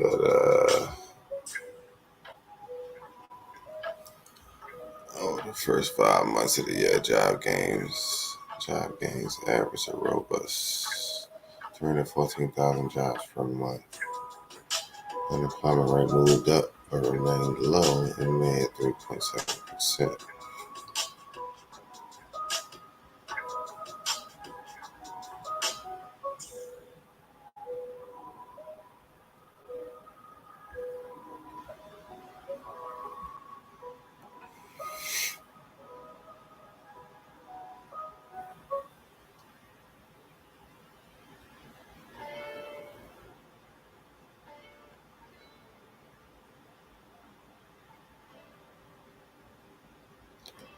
I don't know what inflation is right now. Let me search.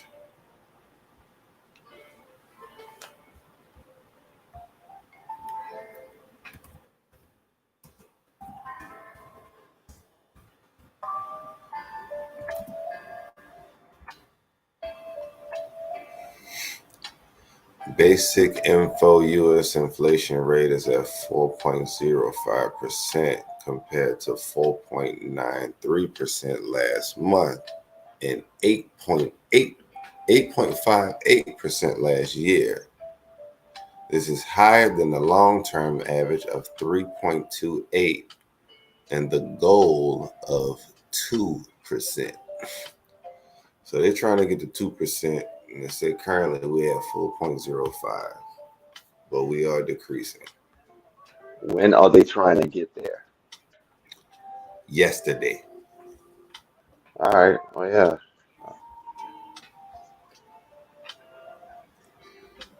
That's a bit. You know, just because they make a change today don't mean they gonna see the results tomorrow though. You know, when you're dealing with That's, billions of people in the US, like you yep. implement something, you gotta wait a year for you to see if that shit really took effect.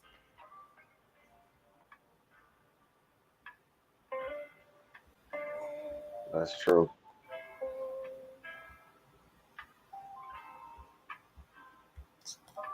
Yeah.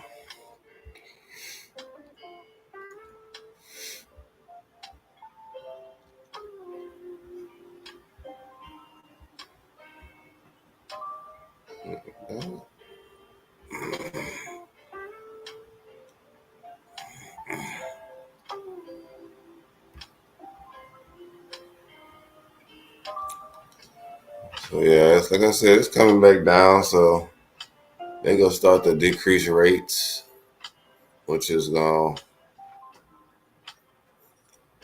not show weakness to the dollar in a way, but in a sense it is. It's gonna make it less valuable when the rates decrease. It's less desirable. And probably when that happens, when we start to get our economy back on track, like our own personal US economy back on track, then you go hear talks about that brick shit again more often in the news about how they go, everybody, because they already talk about it now. But it's gonna be really in the news. How everybody just gonna be like not using the dollar no more. They gonna ban it. So I heard the country saying they banning the dollar. They want to use their dollar so they can increase the value of their own country's currency, all that type shit. It's just a So threat. you said they're gonna decrease or increase? Decrease the interest rate, which is gonna decrease the interest in the dollar. Like people, when the interest is higher, people want to do more business with the dollar because you get an interest rate paid on it. If it's low, then that means the country is not really concerned on outside money as much per se. You know what I'm talking about? Yeah, but I thought they should be increasing it because we are concerned. What you think the Especially, U.S. should be increasing the interest rate? yeah, if they want to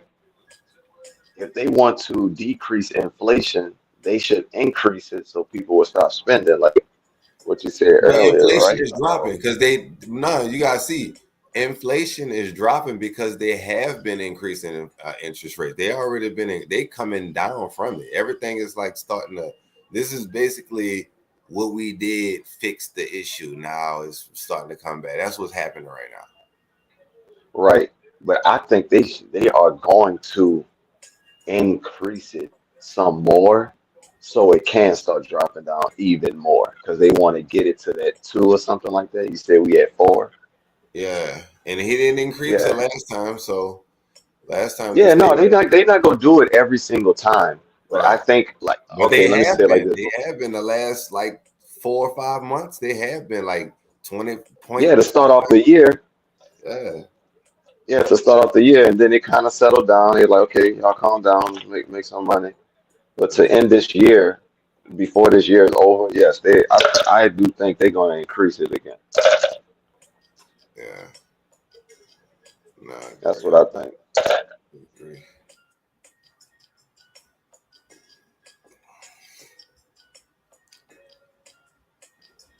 And hopefully Jerome will reveal or have any type of indentations on what they're planning to do as far as like the Fed raising, And that's increasing all that or we gonna talk about. yeah, The next Fed meeting is in the Fed rate meeting is in 35 days. So we got a whole really month's worth of time for whatever to happen happens. But yeah.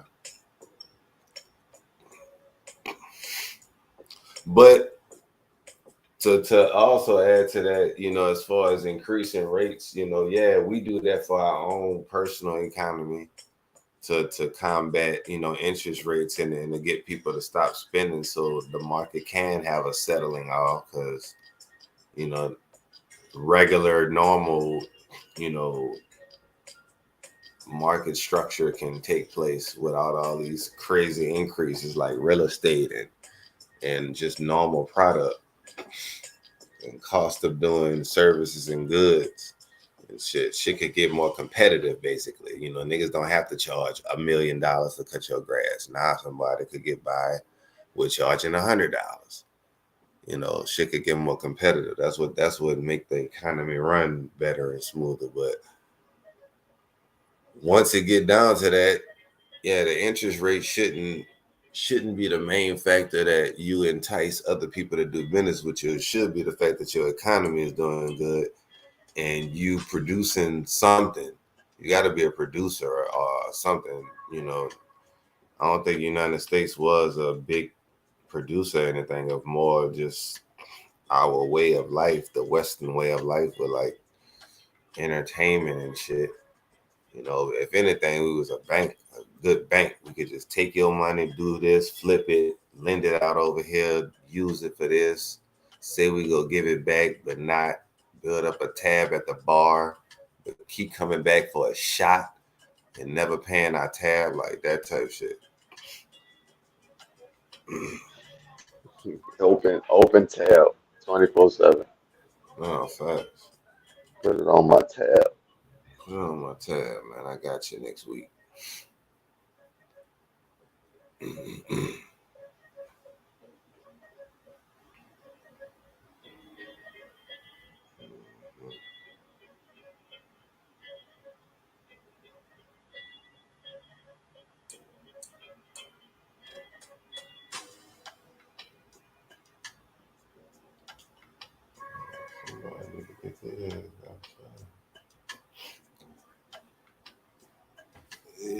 We got. What do we have? More minutes left. 25.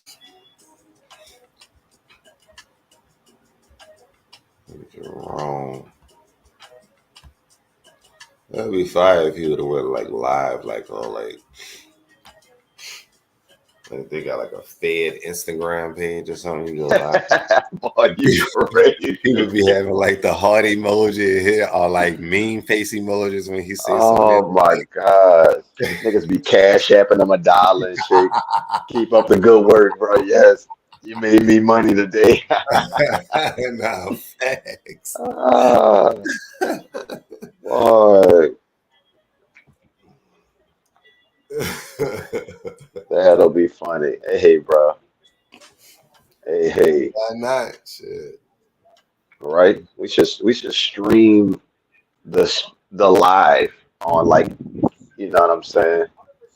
I don't even know how to What watch what it comes on? What the live come on? Is it CSNB or something? What's that channel? I think Fat no, because he had commented in the Telegram when he had this had a speech or Yeah, something. because I be trying to find it like on YouTube or something, but it'd be like typically it's older videos already like replays. It's not really like a Right. stream. But yeah, he know the channel because I think he commented on it.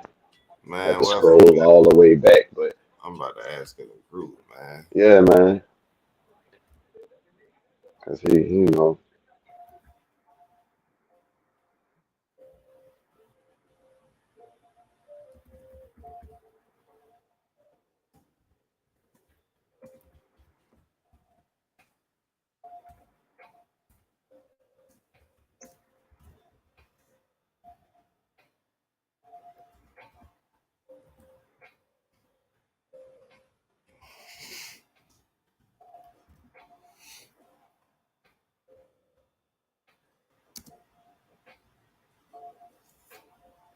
Yeah, man. That's what the boys say.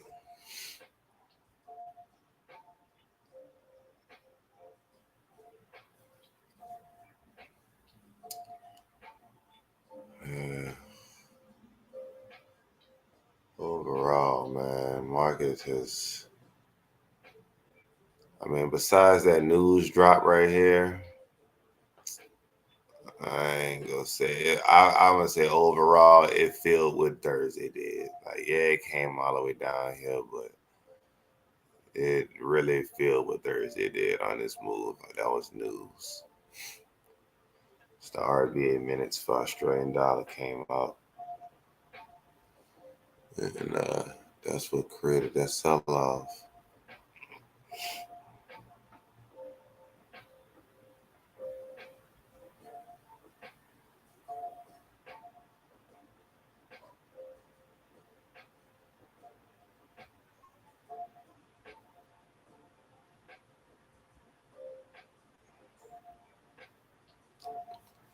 Ooh.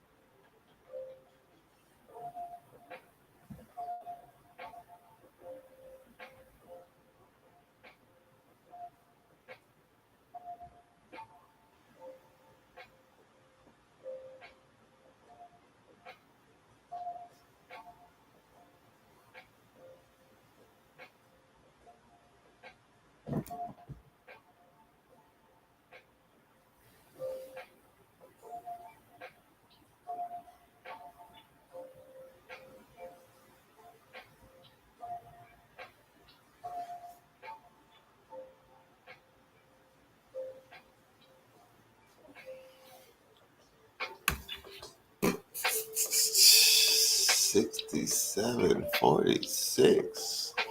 Look at it go. 43. Oh, Jerome must be walking to the podium. He must be getting his mic ready. The market moving like this. Yeah. I mean, we can't see it, but all the institutional traders, they can see it. So the market moving like this, y'all.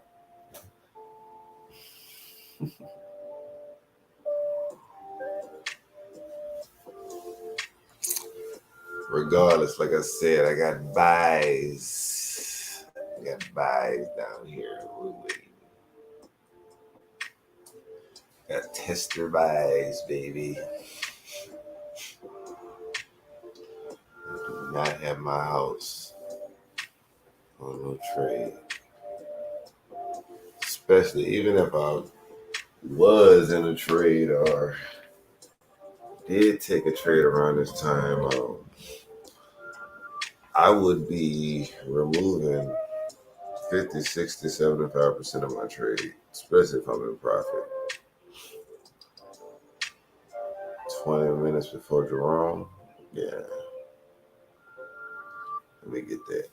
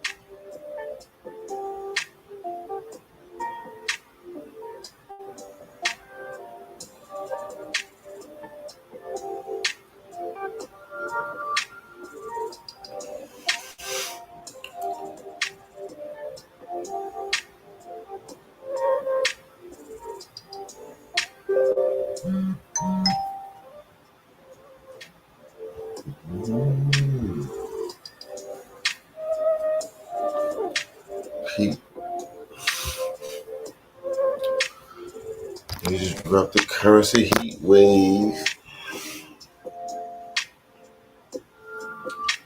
Weak Australia. Say mid to strong USD.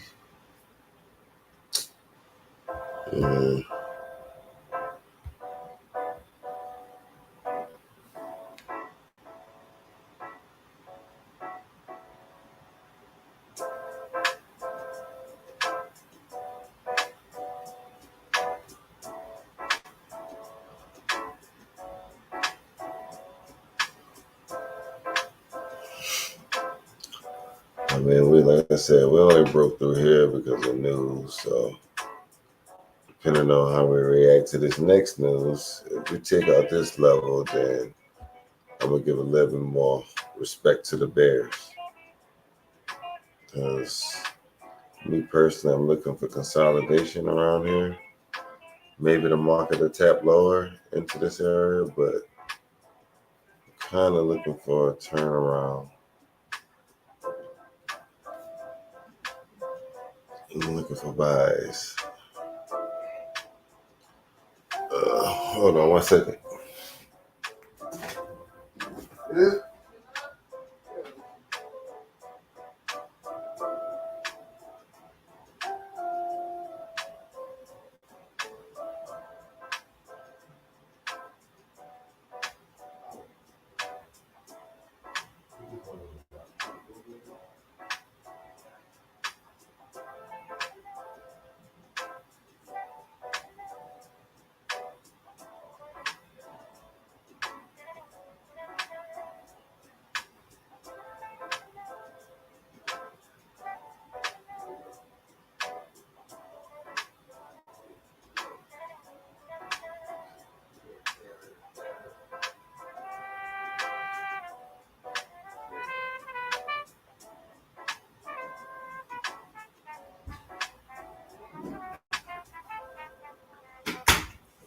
No.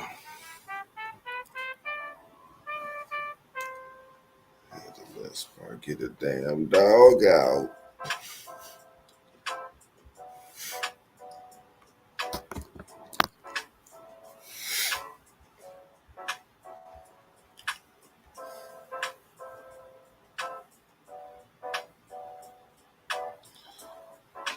All right, I'll leave, brother. Peace out.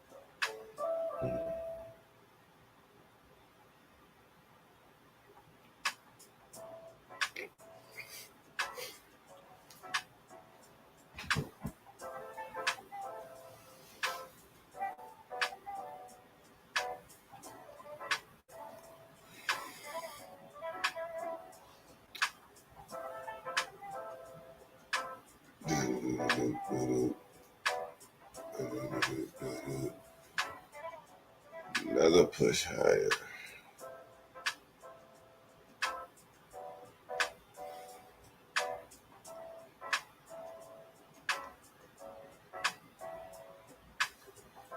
That's crazy, man. Where's the live link? I'm trying to get the Facebook live link.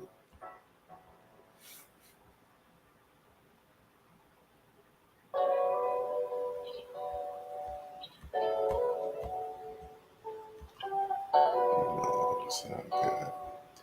Hey, do ever watch live on here? Let me see. Let's see if it really shows it.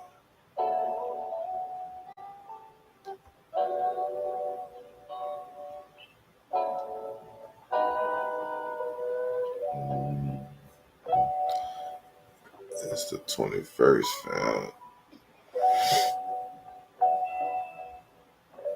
This is all old stuff.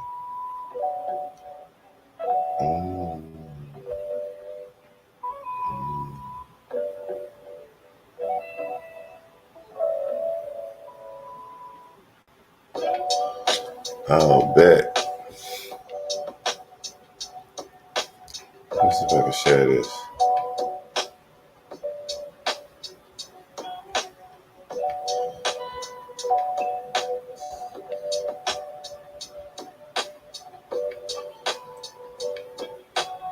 You can see that? Yeah.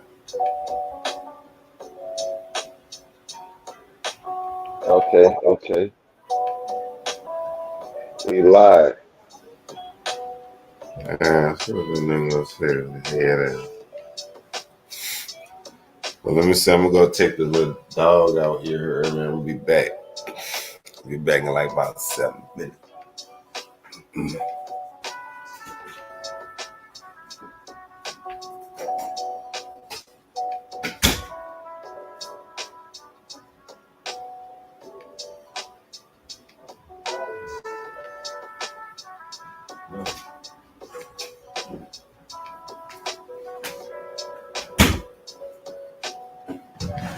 Yeah.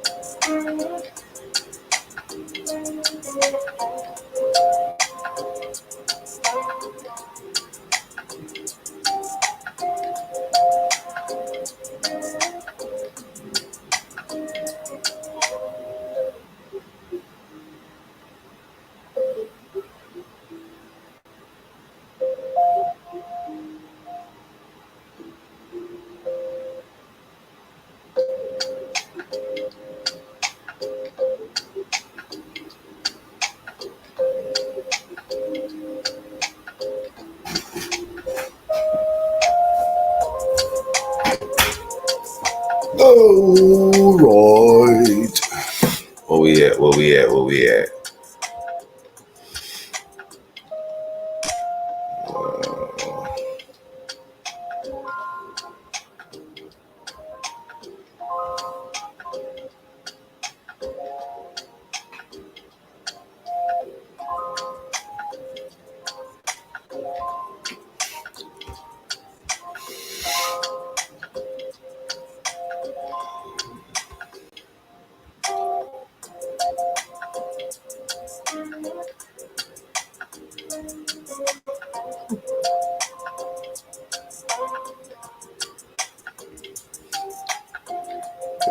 projection.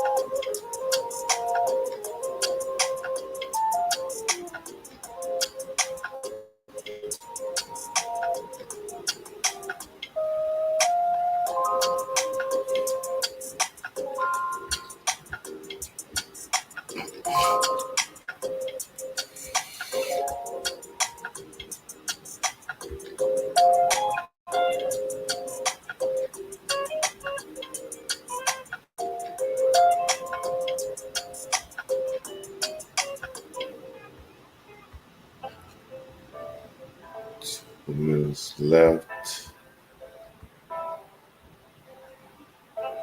News.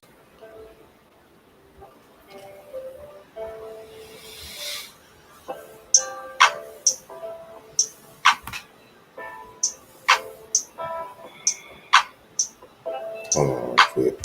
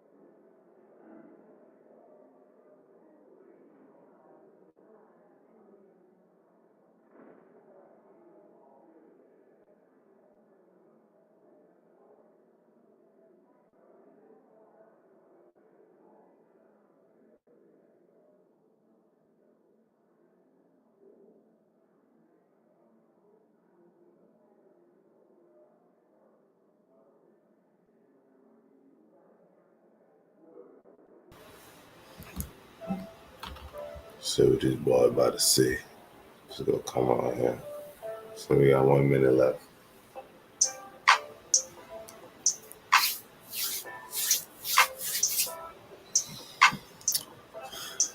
What will he say? What will he say?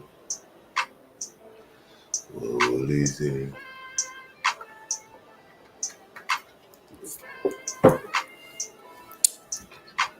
Will he raise?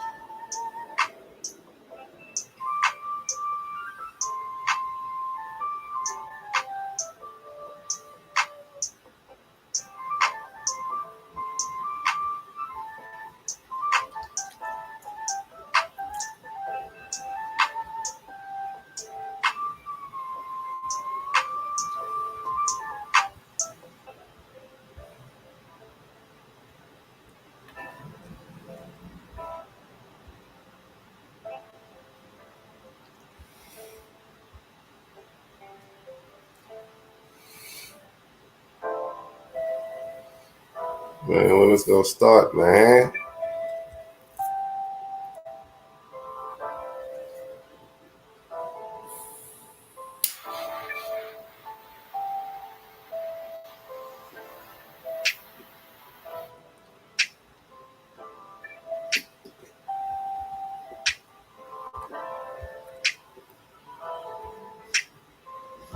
I thought it was gonna really just open up at 10 o'clock. I'll give it like 5 minutes. If not, we just gonna wrap it up. I said still without the, regardless of the news, still targeting this area here for buys. Also, if you're in sales, it's a good area to take profit. You know, like an ultimate extreme take profit. I mean, all this area's liquidity that's going to get ran through. And hopefully the remainder of this. So we'll see. See how all this plays out.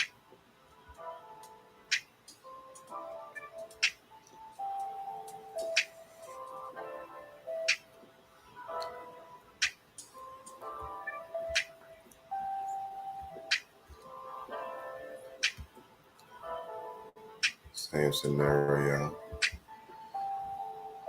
Overall, we're looking to see the market basically just retest this area, respect this area, and push high from this area. That would be nice. If not, we'll see another fake out scenario as we've seen with this push high, and the market will trade back into this consolidation zone for the remainder of the month until probably an NFP or a CPI interest rate for July will push us back out of this consolidation, if that's the scenario.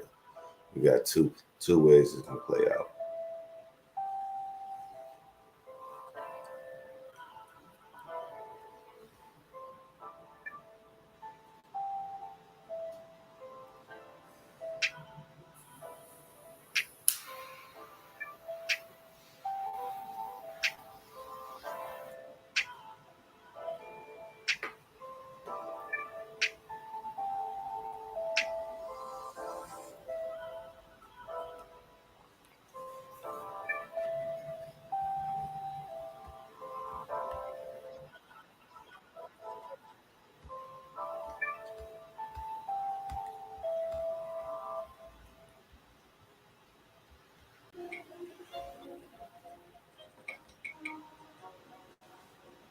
What's up, bro?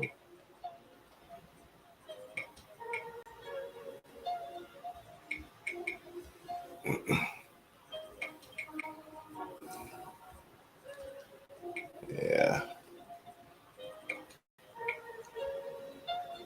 We next to see a bounce. On a 4 hour, I can even see the market coming all the way down here potentially. If it does want to break in lower, but a nice little rejection from here would be even better. I mean, this is on the daily actually. So this is the initial gap that we're looking for. And the next one would be down here from June 1st.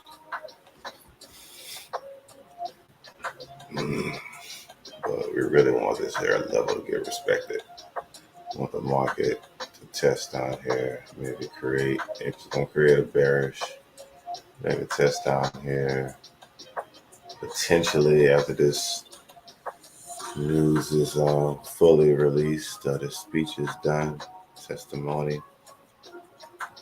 We'll see how the market plays off the daily candle, which will determine our continued direction. And we are midweek. Let's look at the weekly. Right. Let's say it with a few more pips. We are 58, 67. Yeah, we easily like 30 pips away from engulfing. Weekly candle. Easily to finish that out for the week. Just a matter how the 4 hour and daily close for these next few days, Wednesday, Thursday, Friday. So keep that in mind. Might want to mark that. Yeah, it's open.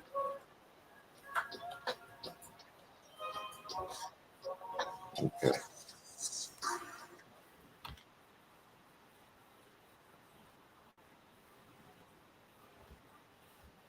Reserve semi-annual monetary policy report. not the most inventive title, but traditional. We call Humphrey Hawkins. Without objection, all members will have 5 legislative days within which to submit extraneous materials to the chair for inclusion in the record. Can you hear I it, will note Jay? at the outset this hearing has a hard stop at 1 p.m., which we will strictly observe. The chair would further announce to committee members that the chair's intention is in the second week we return in July, we will have a markup. Yeah, I hear that Colin Cat boy. Include 2 important bills. One is giving digital assets a market structure and federal regulatory remit. And the second is a federal stablecoin. So you can hear the audio from this video that's playing. To playing? have that as 2 pieces Yes, of I can. committee markup. Nice. In the second week we return in July. I now recognize myself for 4 minutes to give an opening statement. Thank you, Chairman Powell, for joining us today. Inflation remains broad-based and persistent. 2 troubling trends the Fed expects will I'm gonna just continue. let this play for As you said last week, the process of like getting inflation back to 9:15, 2% and is then a we'll long cut the way to live. go. So even though He the got his Federal dog in the Open Market background. Committee did not recommend a rate increase at last week's meeting, it's fair to say that the Fed will continue to make additional increases in the months ahead. We'd like to hear your thinking on those matters. As the FOMC again pointed out last week, the labor market still appears tight, with Fed policymakers projecting a rise in the unemployment rate to a still low 4.1% at the end of the year. Despite pressure from the left, the Federal Reserve must remain committed to eliminating this stealth tax on American workers and families. And I urge you to continue that resolve. A few weeks ago, Congress took the first step toward getting our fiscal house in order through the Fiscal Responsibility Act. Republicans will continue fighting for sensible spending reductions to combat inflation. This stands in stark contrast to Democrats' spending spree that poured nearly $2 trillion into a supply-constrained economy that was already flush with trillions of savings provided by earlier bipartisan COVID rescue efforts. And after keeping interest rates too low for too long, the Fed was slow to address the problem. In a stunning about-face, the Fed then raised interest rates by 5 percentage points in a little over a year, the fastest spike in modern history. This approach introduced accelerated interest rate risk for which companies, workers, and families across the country were not prepared. The bank runs we saw earlier this year are an example of the consequences. Now we're told these runs represent a systemic threat to the stability of our financial system. Add in the commercial real estate exposure facing financial institutions, and it becomes very easy to understand mounting anxiety consumers and job creators share. And I share their anxiety as well. Rapid rise in interest rate coupled with knock-on effects of bank failures have led to signs of a credit crunch across the economy. This would have a damaging impact to consumers and job creators alike. To top it off, Vice Chair for Supervision Michael Barr is undergoing a so-called holistic review of capital requirements. And something interesting that he mentioned in the press even yesterday is a new approach to stress tests that I can't quite understand. If reports are accurate, he's pursuing a massive increase in capital standards for medium and large institutions. This would limit banks' ability to lend money, exacerbating the looming credit crunch and starving families and small businesses the capital they need. Financial markets will also bear the strain as they will be forced to absorb nearly $1 trillion in new treasuries. This has led many to believe the Fed may be called on to help, perhaps through its repo or other facilities. Clearly, our economy is in a precarious position, from inflation to a potential credit crunch to substantial balance sheet risks for financial institutions. There's a great deal of uncertainty on the horizon.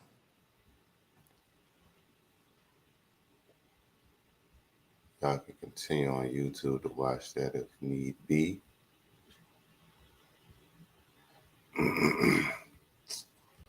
But yeah, like I said, I'm still saying levels. That's what I'm looking for. I know all my people that's in sales. Just monitor it. I don't think we're gonna get a strong reaction on anything till they say something. So be willing to watch the news, watch it, but ultimately just let it play out. Wait for the evening. It's already 9 o'clock going into 10. London about to close, so the volume is dying out. this is just going to be a lot of faking. A lot of manipulation, if it does happen. But with that being said, we'll be back tomorrow to look at the news for continuous jobless claims. And like I said, they'll have a Fed speech again tomorrow too. So let's keep an eye on that. And we'll see y'all tomorrow morning, man. Peace out.